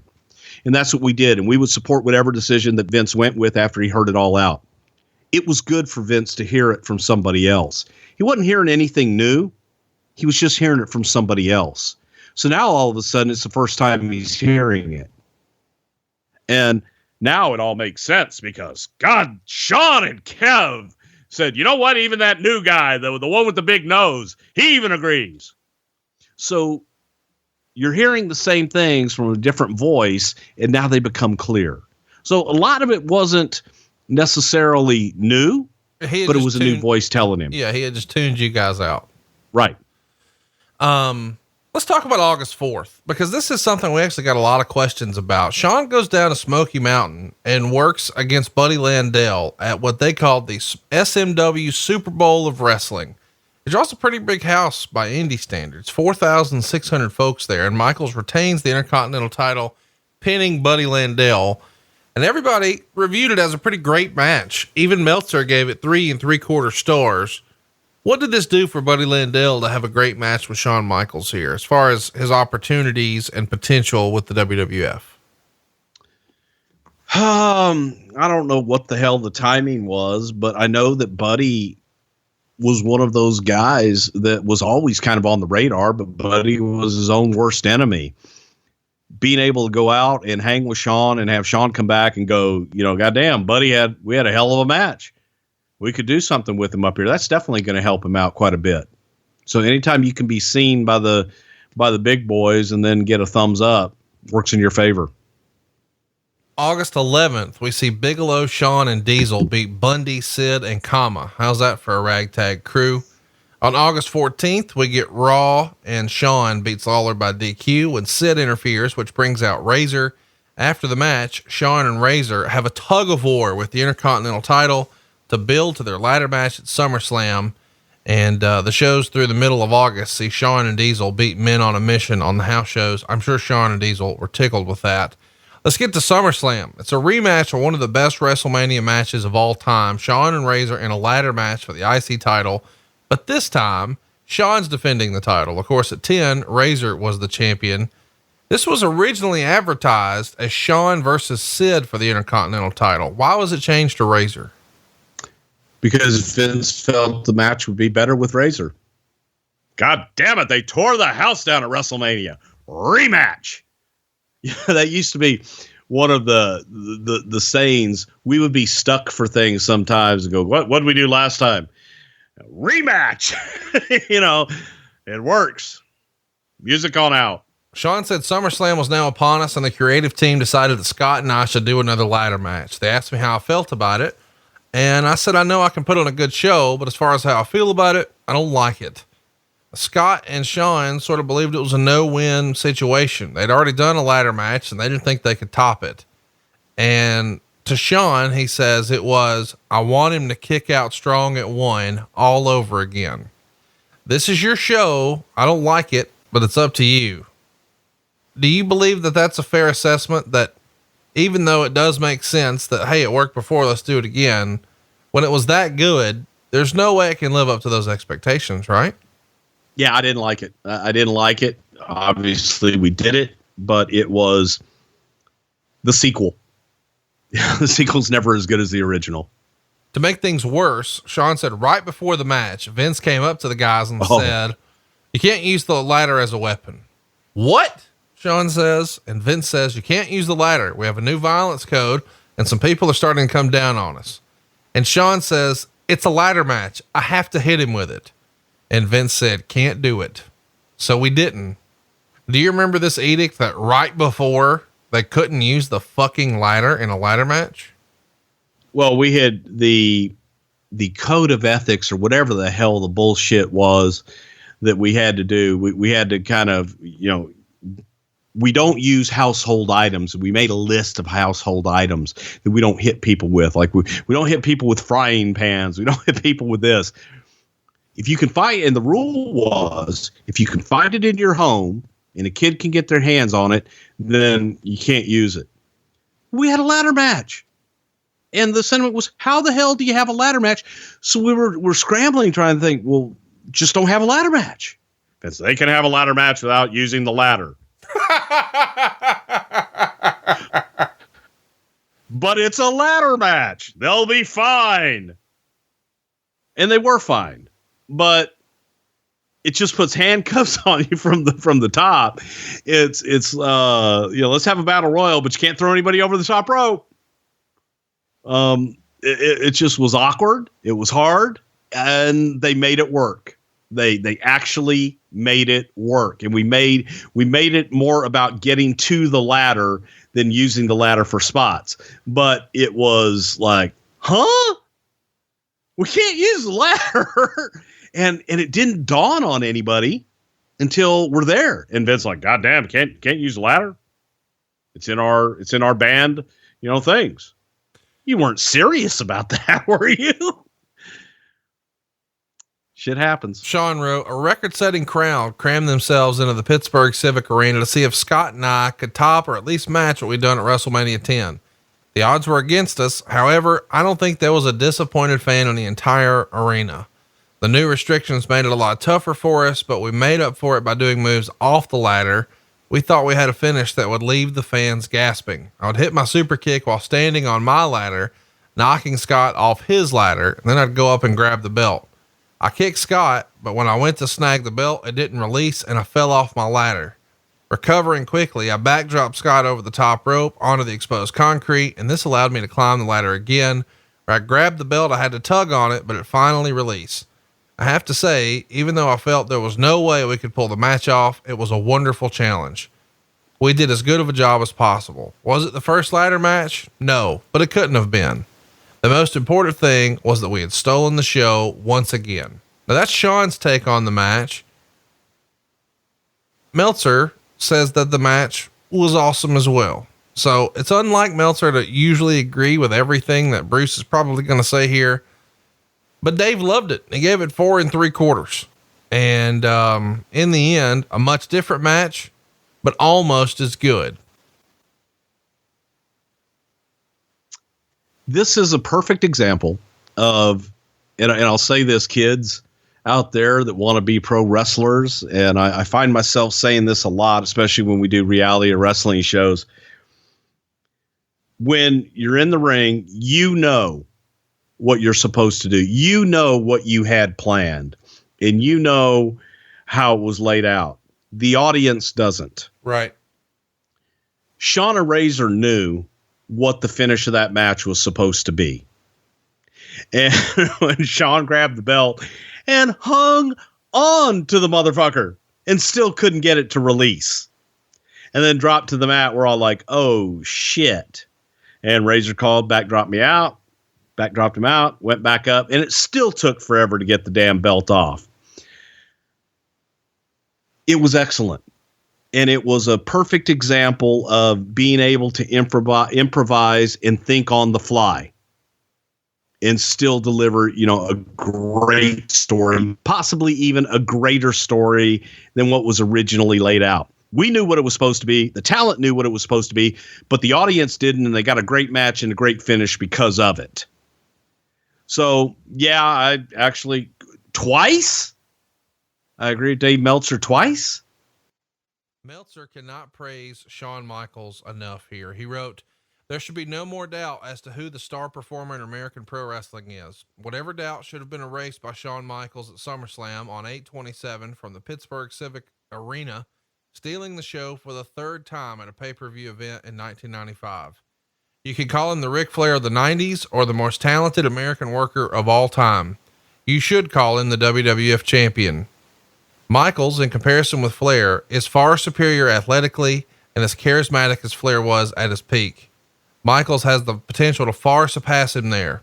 Michaels is not equal on interviews with Flair, and Flair's one advantage when it comes to in-ring performance is that in his prime, he did it 300 nights a year with a level of consistency that Michaels and nobody else in the WWF can come close to. But I don't think on Flair's best day, he could have put on a show like Shawn Michaels did at SummerSlam." Pretty high praise here. Hard to argue at this point. Shawn Michaels was the best in the world. He definitely was. He consistently delivered every single night. And, you had been there when Ric Flair and I have had this conversation. And I've told Rick, because I've always considered Shawn, the best worker I've ever seen. And Rick makes that same comparison about having to work with different talent every single night, 300 nights a year, doing our Broadways with guys that should never be doing, shouldn't be going longer than 10 minutes. And Rick would have to get an hour out of them. Different time, different place. This time in the business, in this period, nobody could touch Shawn Michaels' work. He was the best there was. And I think will go down in history as one of the greatest of all time. Shawn's working a lot of house shows, but let's get to the September 11th Raw. This is the first time that Raw and Nitro go head to head. And on this show, Shawn pinned Sid to retain the Intercontinental title. And there were rumors at the time that you guys were actually talking about doing Shawn versus Brett on this show. Do you remember this being talked about? Never. We had never talked about doing Shawn and Brett. It was always the Sid Shawn match because that was the big rivalry, and that's what we felt was strongest. And you kept doing it through the rest of September, Shawn and Sid on the house show loops. Let's get to In Your House 3 triple header. It goes down on September 24th, draws 6,500 fans. We would see Diesel and Shawn Michaels beat Davey Boy Smith and Yokozuna in 15 minutes and 42 seconds. The match got 3 stars, and ultimately, we see Davey Boy power slam Diesel, but Michaels comes off the top with an elbow to break up the fall. Hart then does a run in and was immediately powerbombed by Diesel, and the pin was counted. Why was it done that way with Owen? I don't really remember. I'm sorry. I'm in a complete blank. I have absolutely no idea why we did that at that time. The belts were returned to Yokozuna and Owen the next night, and the Smoking Guns beat them the same night to win the titles. So sort of a weird deal when, you've got hokey pokey with Diesel and Shawn here. October 9th on Raw, we see Owen, Bulldog, and Yokozuna beat Shawn, Diesel, and The Undertaker when Bulldog pinned Diesel. And Shawn's working Bulldog all through September and early October on the house shows. It feels like Shawn, his like go-to match was the British Bulldog. You go back and you look early in his career, and it feels like he was constantly working with Bulldog whenever he needed, or whenever he was doing something big in his career and sort of moving up. What was it about Shawn and Bulldog that Vince liked, or Davey liked, or Shawn liked? It feels like we got it quite a bit. Chemistry, and they always seem to find themselves on opposite sides, baby face and heel, and vice versa, where they could swap roles, but they never really disappointed. They matched up beautifully and always had great matches. So it was the chemistry. And they were friendly outside of the ring as well, right? Yes, definitely. Let's talk about October 13th. This is probably what most of you have been waiting to hear about. Here's what Meltzer wrote. The police report stated that Michaels was in the front seat, but he was intoxicated and passed out and was actually asleep when he was pulled out of the car and mercilessly pummeled and had no chance to defend himself. It's been stated there were 3 other people in the back seat of the 2-door car: Waltman, Smith, and a third person named Robert Jones, with Smith in the middle between the two, which, because of his size and it being a 2-door car, compounded the time before he was able to get out of the car and basically pull the perpetrators off Michaels.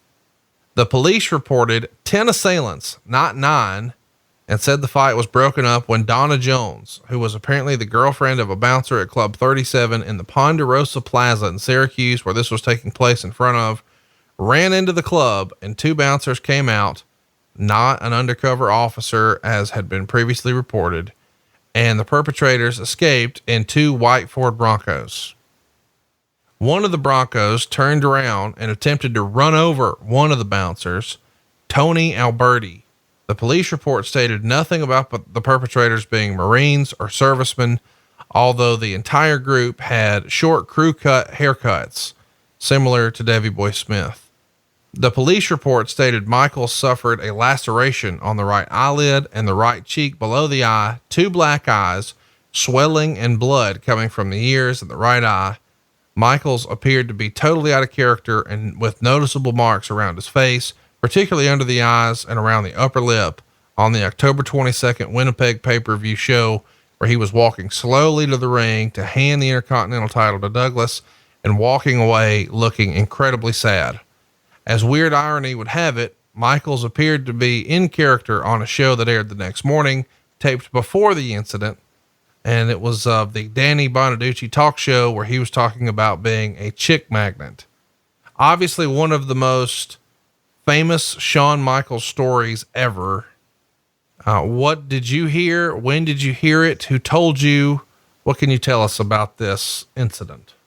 I got the call at the house from Vince, and it was almost like it was my fault.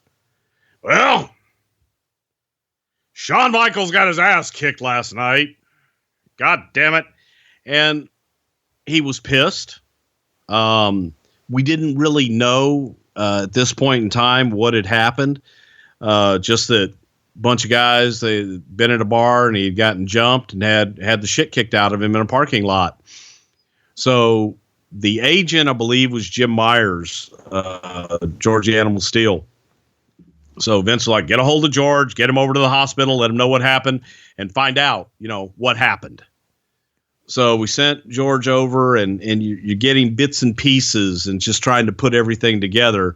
But, all we knew was from the police reports and everything else. Shawn had no idea what had happened. And the kid and Bulldog at that point, we didn't even really know they were involved. We found out after the fact and trying to put everything together. But they didn't really know what the hell happened either. They weren't in the best of shape. And they'd all been out drinking. They'd all been out partying for a night. So Vince was more upset at the situation that Shawn was out, fucked up, and got himself into this situation than anything. It's like, what the hell are you doing out being so fucked up and then getting your ass kicked to boot? And the the original injuries, we're hearing from the doctors because, of course, doctors are going to paint the worst case scenario, especially initially. They're going to tell you, oh, well, you can't do this, and the concussion and the brain swelling and so on and so forth.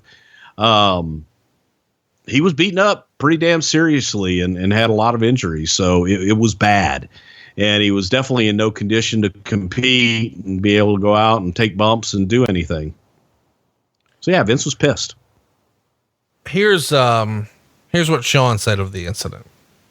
Kevin, Scott, and Hunter were on a European tour, and I was traveling with Kid and Davey Boy through a run of Western New York. We did a show in Binghamton on the 13th and decided to stay overnight in Syracuse en route to a show in Utica on the 15th. Upon arriving in Syracuse, we checked into our hotel and told some folks in the lobby that we were looking for a good place to go out. They said, follow us. And we did. This was back in the time when we did stupid stuff like that. They led us to a small club, and everyone in the club knew who we were. It was one of those places where I felt like Fonzie, the actor, not Bill Alfonso. The women were all over us. I'm sure that didn't endear us to any of the other guys that were there. I don't want to sound like I was God's gift or anything like that, but I received attention because I was on television. I wish I could tell you more about what happened that night, but the next thing I remember is waking up in the hospital the very next morning with a big cut under my eye and a concussion. Apparently someone in the bar told me that I was out of it. So I left to go out and sit in the car until Davey and Kid were done. As I went out, a bunch of guys followed me, and as I was getting in the car, they attacked me and beat me up pretty good. How many guys was it? I can't say. Somehow I made it back to the hotel, and I was placed in front of Sonny and Chris Candido's door. They saw I was in bad shape, called an ambulance, and came with me to the hospital. When I woke up, Sonny was sleeping next to me on a gurney. That's all I know. Crazy story. Depending on who you believe, there were 9 guys. There were 10 guys. Some say it was just one, and that Shawn had been a little handsy with that guy's girl. If you had to place a bet, what do you believe happened?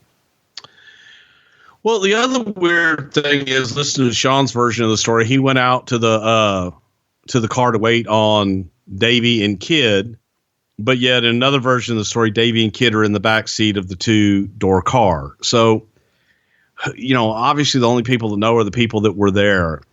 The police report and the bouncer and the girl in the bar all said there were probably 8 or 9 guys.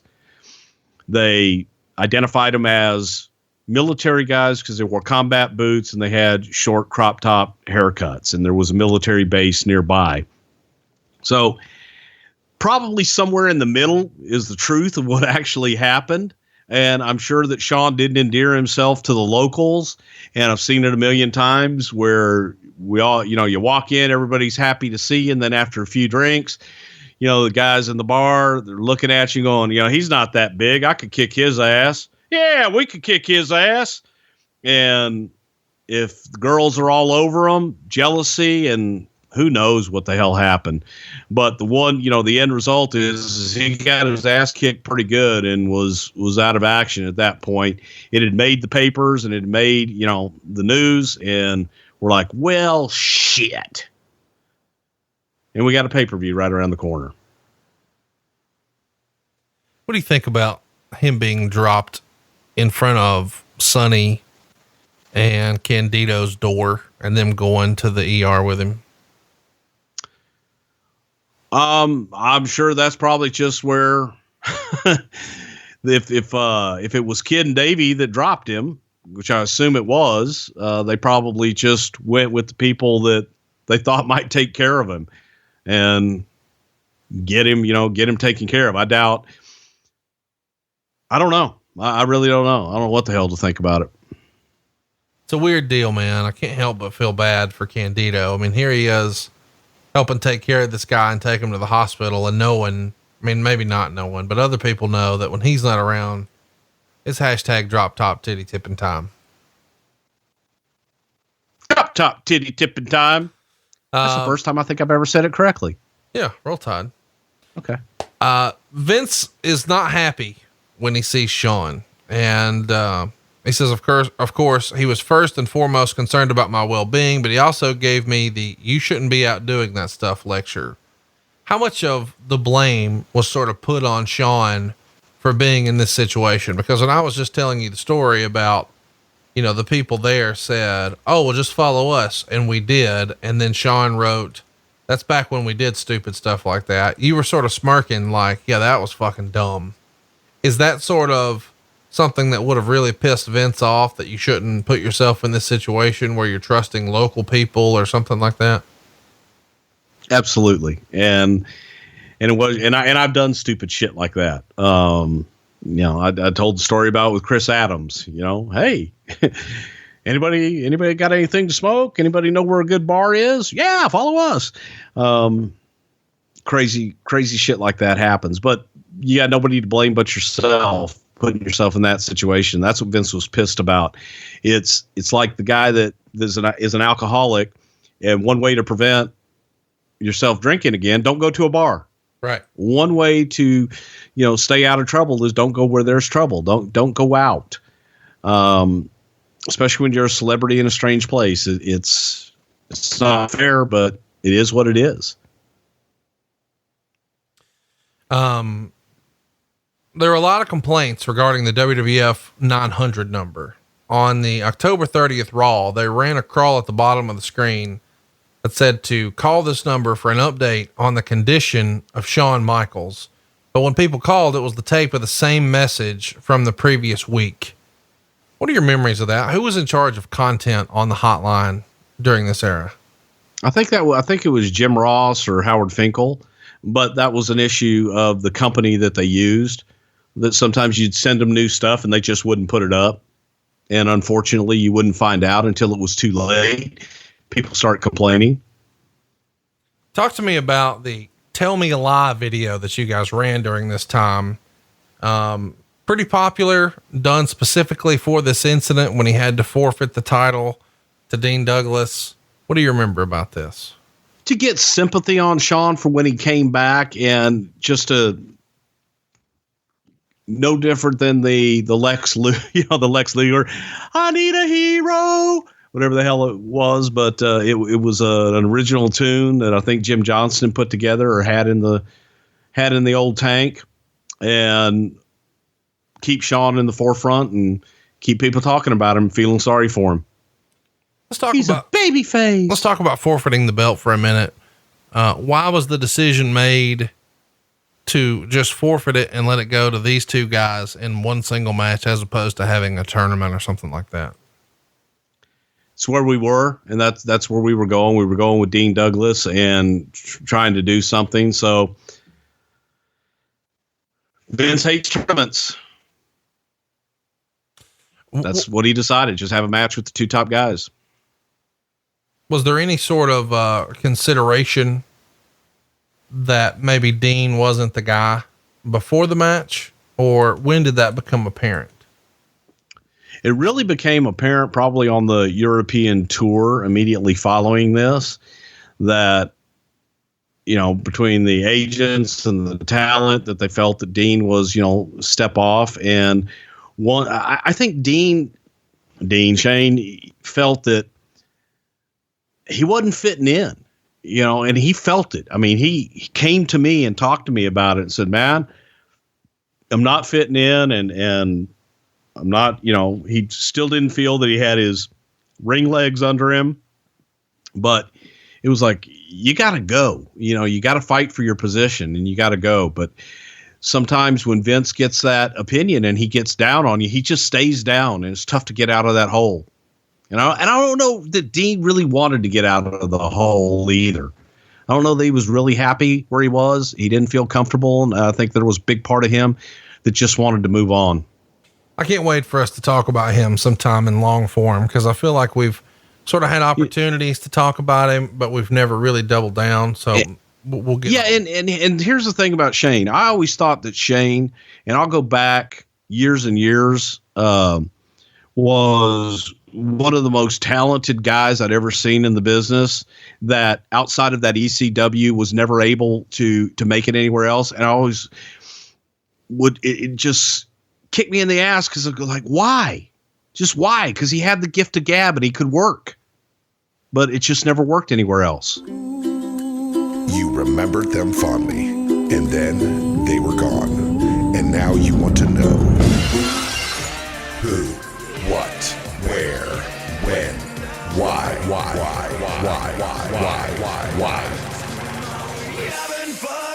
Why it ended with Robbie E. and Matt Coon. The first episode is this Wednesday, March 14th at whyitended.com or subscribe on iTunes. Shawn comes back to the ring on November 3rd at a house show in Cincinnati, where we would see Shawn, Brett, and Diesel beat Yokozuna, King Mabel, and British Bulldog. And they do that same match for the next week on the house shows. And I think the idea here is, if we're not sure about Shawn's condition, let's put him in tag matches so he won't have to do as much, right?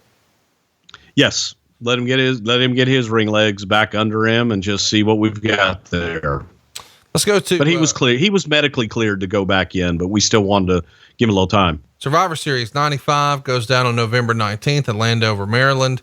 In the wild card match, which mixed faces and heels together, Shawn teamed with Sid, Ahmed Johnson, and the British Bulldog to take on Owen Hart, Dean Douglas, Yokozuna, and Razor Ramon. We talked about this on our Razor Ramon show.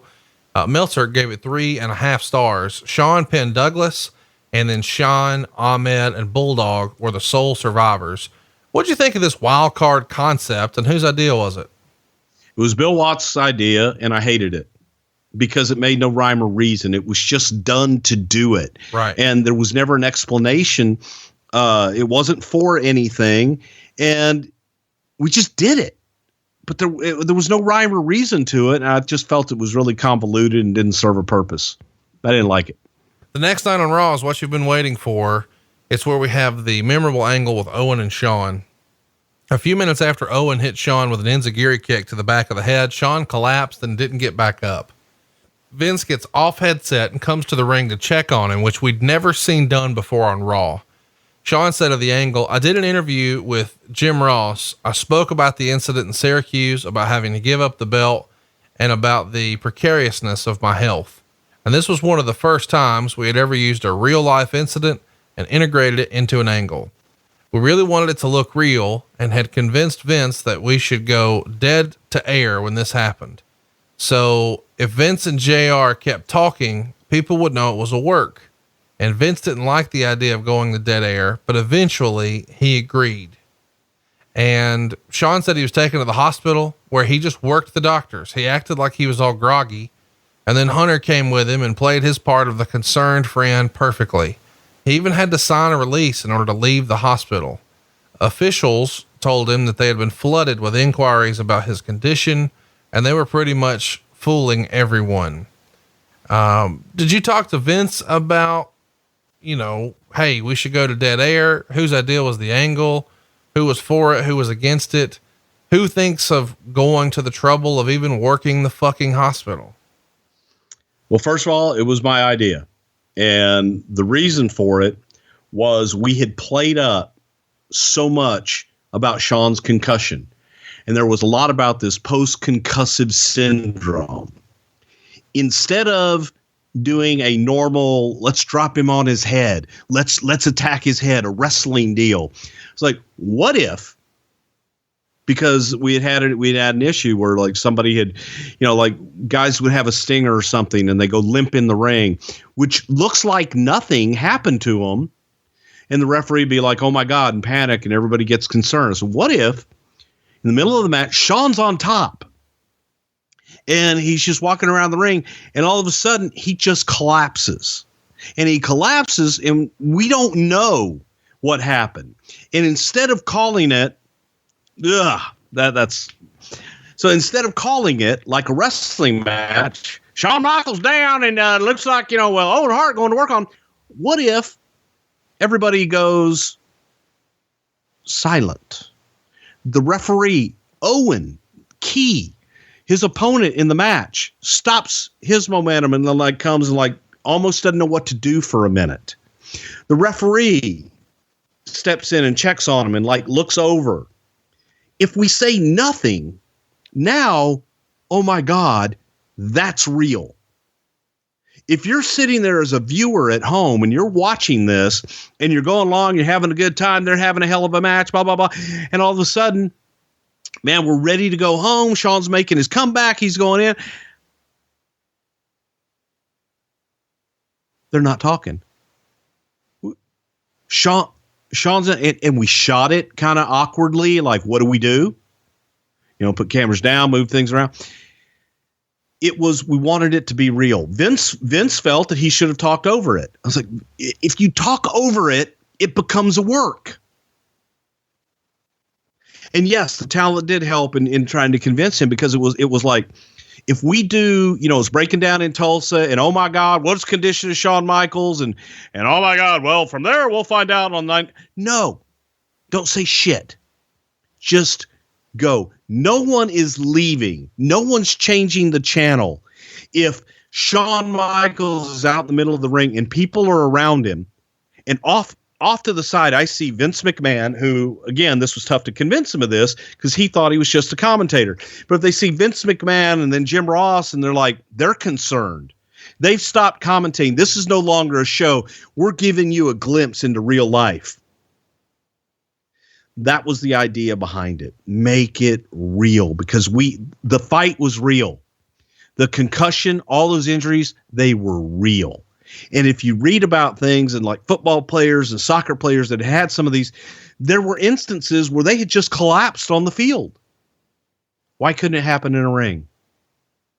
And that was the idea behind the angle and why we did all that. And yes, it was a fight to get Vince to just let it lay. Just leave it alone. Let the imagination of the mind take you wherever it is that it's going to take you. And I'm going to tune in next week to see what happened. Who says, hey, go to the hospital and sell that bullshit up there too? Vince. Take it all the way out, man. Because he had all the symptoms. And it's like, you can have all those symptoms if you've been through it, it. And without doing a CT scan, they're not going to know. And if you refuse to do the CT scan, then, okay, it becomes on you. I was old school, man. Milk it. Take it to the end. Do you think going to the hospital and I kind of don't like going to the hospital because you're taking time away from people who really need care. I agree with you. For bullshit reasons. I agree with you 100%. That's why we stopped doing that bullshit. But in the old days, man, that was a way of thinking that you had to, you had to convince them. And this is real, by God. Well, no, I mean, listen, I get the old school, wrestling fan in me thinks it's cool that you have such commitment to it. But I also think if I'm in the next room and I've got a sick kid and you got a motherfucker over here pretending, I'm pretty fired up because I'd really like to not be at a goddamn, ER on a Monday night and I'm here extra time so we can get our shit in. That's a little stupid. You're stupid. Yeah. Well, I mean, I agree. I agree with you. I don't think it was good practice, but we did a lot of things that weren't good practices sometimes. But you guys were over the moon with the way this was pulled off. Is that fair to say? I was, yes. Was anybody negative about it? Did anybody say, I don't know about this, boss?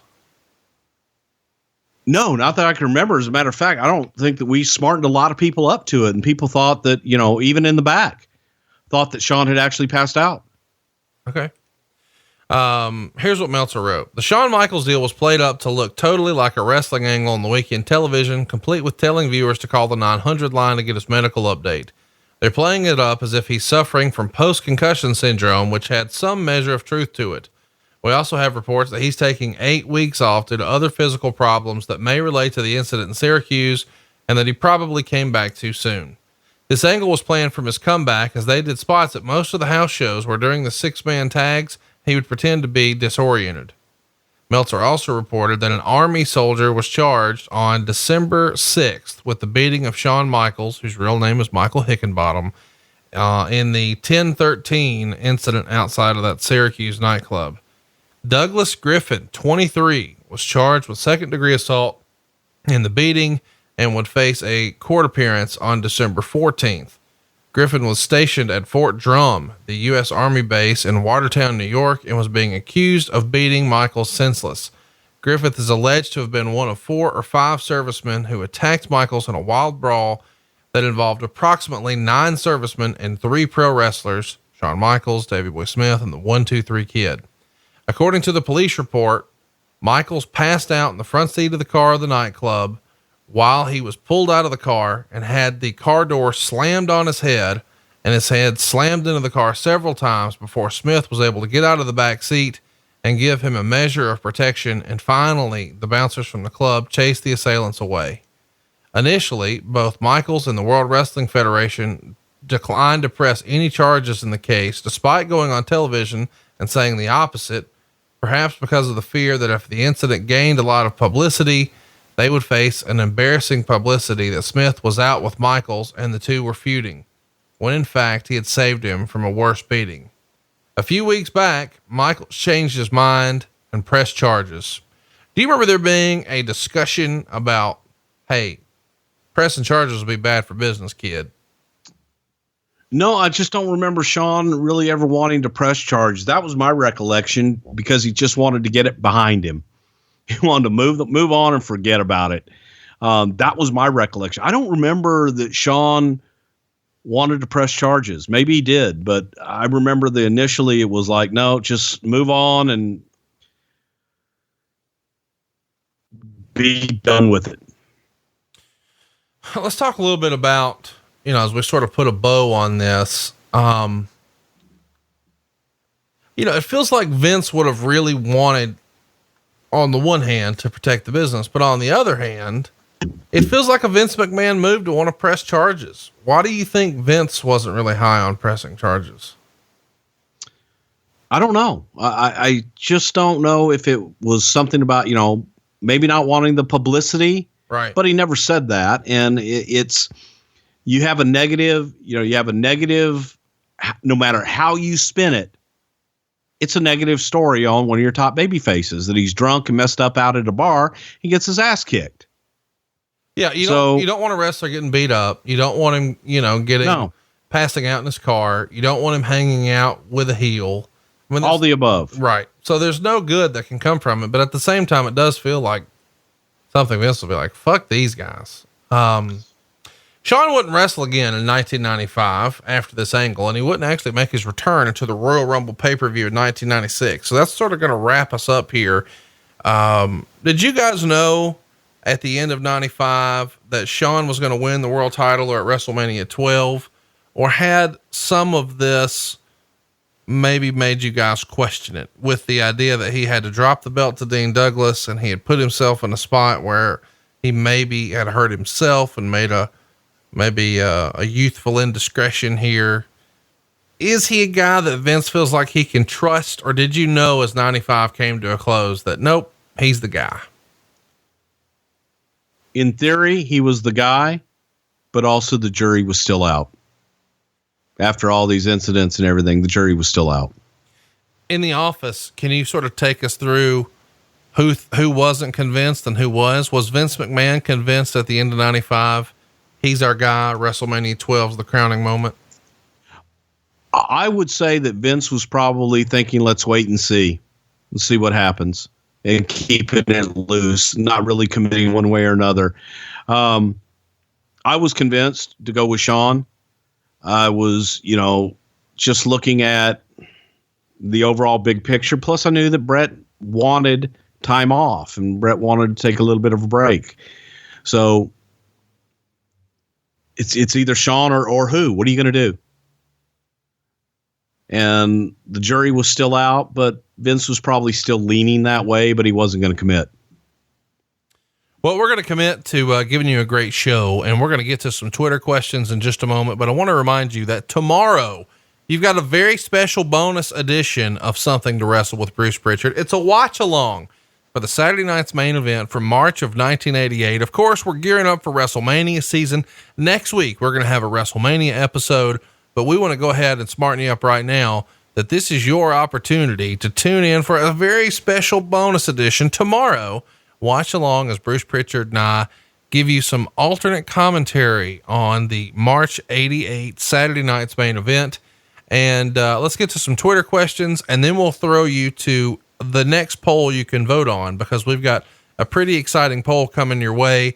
And we've got information on how you can win a bonus episode.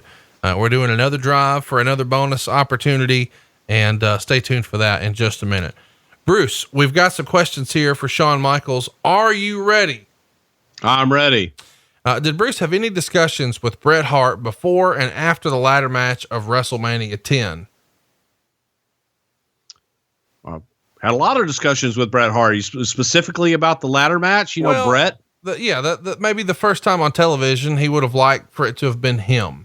He did. Yeah. Bret was definitely disappointed that it wasn't him because it was his idea that he brought to us. Well, the question here, since you're making me drag it out of you, is this is supposed to be Bret's night, but coming out of it, even though he's the champion, the buzz is not about the 5-star classic he had with Elwin. The buzz is not about him winning the world title and all the baby faces lifting him up on his shoulders for WrestleMania 10 at Madison Square Garden, where it all started.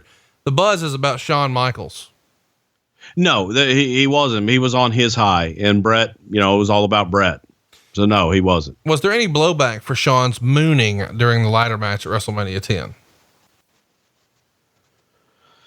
Oh, I'm sure that Vince wasn't real happy with it because he always referred to it as that goddamn Ric Flair spot.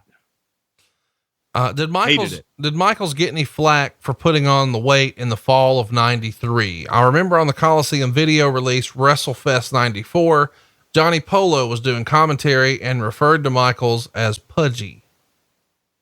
Not that I remember. No. WrestleMania 10 was the first time I remember seeing Shawn sport the cracked heart on his trunks. Was there any discussion from Bret about that? Looking back, it's kind of funny that the two top guys in an alpha male environment were rocking hearts as a gimmick. Well, I don't know that Bret, I don't know who had the cracked hearts first, because Bret's always used to be a regular heart and it wasn't cracked until later on. And Julie Youngberg both made outfits for both of them. So that would go back to Julie.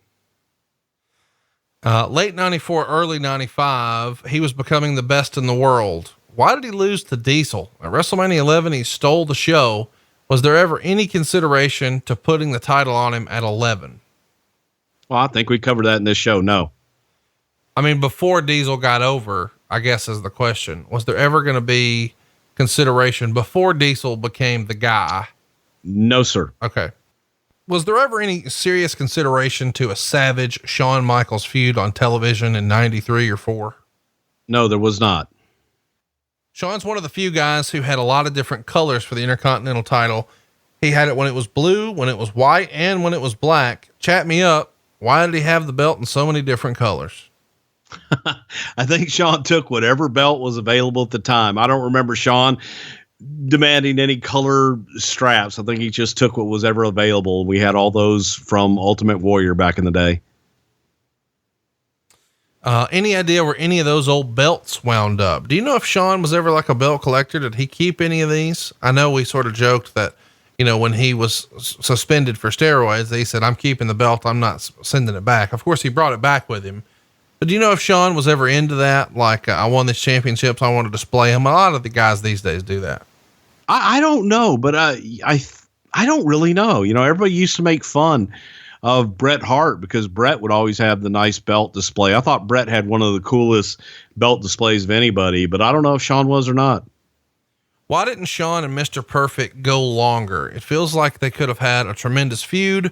Was there ever any sort of backstage heat between the two? No, they were best of friends, and I thought they had a hell of a good long program. Well, okay. So there you go. Let's go ahead and smarten you up. Your next poll that you get to vote on, and we want to remind you that this is going to be a show that airs on the 23rd. So we're voting quite a bit out here, but we want to smarten you up here. Next week, you've got WrestleMania. All right. And then the week after that, it's going to be one of these. Are you ready for the poll topics, Bruce?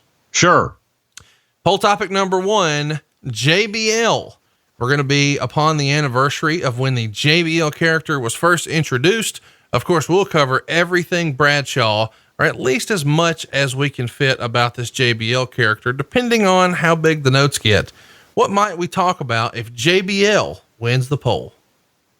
Well, the whole incarnation of taking Bradshaw and making him a character that actually would draw money, and the whole incarnation of JBL, why it was successful, and who is the one talent that probably was most instrumental in making it work. Poll topic number 2, the first draft. Of course, you guys did a brand split way back in the day, and we're near that anniversary. So let's talk about it. The first time Raw and SmackDown were split up, what might we talk about if the first draft wins the poll? Who knew what, when, and where, and what really took place in the boardroom, if you will, between the writing teams going into the draft, and how we decided on who got what, and some of the trades, if you will, that were discussed throughout the machinations. Poll topic number 3, Test. Unfortunately, this is a sad anniversary, one that would be for Test's untimely demise. Of course, he's no longer with us, but he had an interesting run in the company. What might we talk about if Test wins the poll? Well, how he even came to be, and what the original ideas were for Test, who poo-pooed it, and how we got to where we got to with Test being Stephanie's, husband to be, and so on and so forth. And the whole, Tommy Lee, Motley Crue connection with Test. Next up, your final topic, poll topic number 4, the Raw after WrestleMania 14. Obviously one of the most iconic WrestleMania Mondays of all time from 1998. We're right around the corner from the 20-year anniversary of that. What might we talk about if the Raw after WrestleMania 14 wins the poll? Man, it's all about the build of Stone Cold Steve Austin and the true emergence of Mr. McMahon. So there you go, boys and girls. I can't wait for you guys to vote on this. It's JBL, the first draft, Test, and the Raw after WrestleMania 14. The poll is live right now. Go vote. And whatever wins, you're going to hear on the 23rd. Now, next week, it's a WrestleMania episode. And of course, on the 30th, it's going to be another WrestleMania episode. And we fast forward into April. We're going to go ahead and give you a spoiler here. April 6th is going to be about Goldberg in the WWE. Of course, that's the night that Goldberg is going to join the WWE Hall of Fame. So we've got one heck of a lineup starting for you tomorrow. It's a watch along with Saturday night's main event, 1988. Next week, it's a WrestleMania episode. The following week, you can vote on right now at Prichard Show on Twitter. The week after that, another WrestleMania. And then, of course, on April 6th, it's Goldberg in the WWE. We have got one heck of a lineup here for you, but we want to do even more for you. So, Bruce, let's freestyle this. You and I have been talking about trying to get as much of our archive up as possible with tons of clips for our official YouTube channel. That's youtube.com/something to wrestle. youtube.com/something to wrestle. As I sit here right now, Bruce, we've got 12,000 and change as far as our subscriber base. What is a number we could get that to that you would say, you know what? Let's do a bonus episode. Now, I want to remind you, we tried this in September, trying to push Facebook likes. We're not quite yet there, but we're still not going to do it because it was 6 months ago. And I know I'm going to get heat. Send your hate tweets to @hey, it's Conrad. I didn't mean if we ever get there. I meant, hey, if you help us get there faster, we'll do a bonus. So let's go ahead and set a number and a criteria, like an end date, Bruce. What number could we get our subscriber base to? And this is free to subscribe to, by the way, where we could roll out a bonus episode. I'll make it easy. 20,000. Okay. When we get to 20,000 subscribers at youtube.com/something to wrestle, we're going to throw them a bonus episode. And do you want to tell them what bonus episode it might be right now? No. We're not going to tell them the bonus episode, and it has to be done by WrestleMania. Or is that too long? I think that's kind of short. You think that's too long? No, I think it's too long. Okay. So we're going to give you, so they got to get off the pot, Conrad. All right. I'm with it. It's free. Doesn't cost anything. Cruise on over to youtube.com/something to wrestle.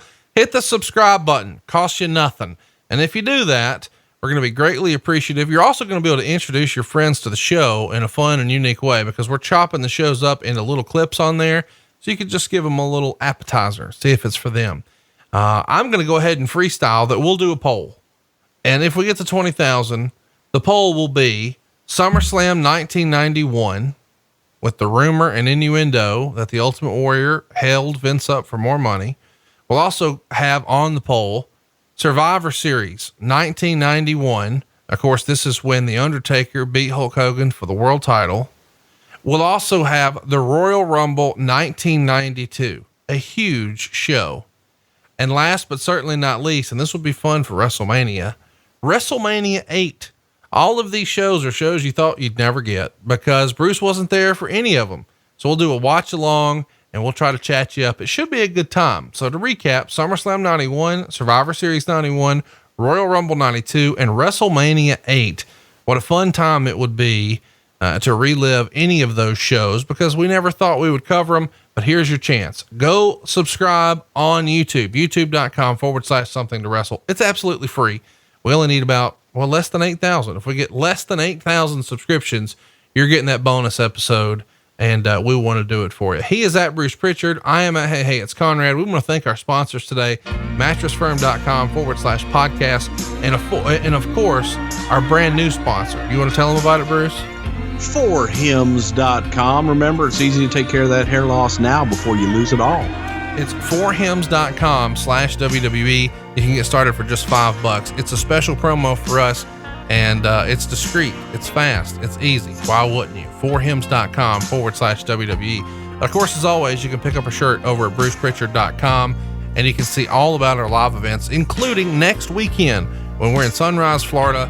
This is the best value ever. You get independent wrestling from CCW, then the hockey game, then the live show. And during this entire thing, you get unlimited beer, wine, and food for one low price. Go pick up the tickets right now. And by the way, it's probably, do we have any confirmation yet? Probably our biggest guest in the history of live shows. I think it will be. I'm going out on a limb. It will be. It's going to be the biggest. I mean, people are going to be talking about this the next day, and you're going to get to say, I was there, and hopefully still sober enough to remember all this. It's St. Patrick's Day, man. Go hook it up. BrucePritchard.com. The promo code when you click on Sunrise, Florida is Wrestle. And we'll see you next week. No, we won't. We'll see you tomorrow for Saturday night's main event, March of 1988. Don't watch it without us. Watch it with us. It's a watch along right here on Something to Wrestle With. Bruce Prichard. This is the Heartbreak Kid, and I want to thank Bruce and Conrad for talking about me on your show. The two of you made sweet double chin music. And me and the Kliq want to let you know that next week, hey, Shawn, we're going to be talking about... What is this shit? Shawn, I got an deal. Heartbreak Kid doesn't have to deal with bullshit. Well, don't worry, Shawn. I'm doing you a favor. You're going to like it. Hit my music. Do. I'm do. You know I'm sexy. I wear a suit. From 1989, I was a free bird. Yeah, those were the days when I was called Michael P.S. Hey, now I'm a sexy dog. Sexy dog. I do your slam jam talk. Slam jam talk. Yeah, I'm a sexy dog. Sexy dog. They cut my mullet off. Where's my hair? My hair so bad. Conrad and Bruce say I say dude. I've never said that once in my whole life. Dude, I have a stash. It's kind of trash. But they said, hey, I got an idea. You should wear it anyway. Cause I'm a sexy dog. Sexy dog. Yeah, I do the slam jam talk. Slam jam talk. Yeah, I'm a sexy dog. Sexy dog. But I'll never take my fanny pack off. Daddy. Oh, yeah. I'm flicking my fanny pack so hard right now, Bruce. Oh, it feels so good, Conrad. The way it hugs my waist and my upper crotchal region. I'm a sexy bitch. My suit's so purple. Yeah, just like just a sexy dog. Sexy dog. Forget that bad street talk. Bad street talk. Cause now I'm sexy dog. Sexy dog. Who does that slam jam talk? Slam jam fans, talk. Come get your WWE Slam Jam. Call the WWE Superstar line. It's still 1995, right? Hey, well, I got an idea. Why don't you check out ADC's podcast, the ADC's of Wrestling? It's available pretty much everywhere. Doot, doot, doot.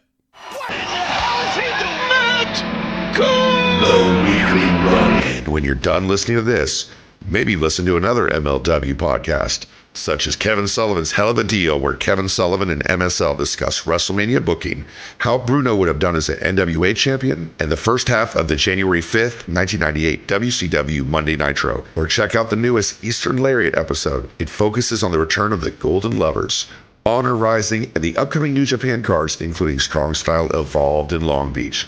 Furthermore, Striga and Dylan discuss the newest developments in All Japan, DDT, and Joshi Wrestling. On Marty and Sarah Love Wrestling, they're going to cover Paige's alternate tattoo ideas, as well as some fun hot takes on the Elimination Chamber, all on the road to WrestleMania. And coming soon, Why It Ended With, all on MLW Radio. Go to MLWradio.com, or if you want to go see some live wrestling action in the Orlando area, March 8th, check out MLWtickets.com today. I'm Matt Coon. You can reach me at Matt Coon Music on Twitter. The Weekly Run-In. It's Matt Coon.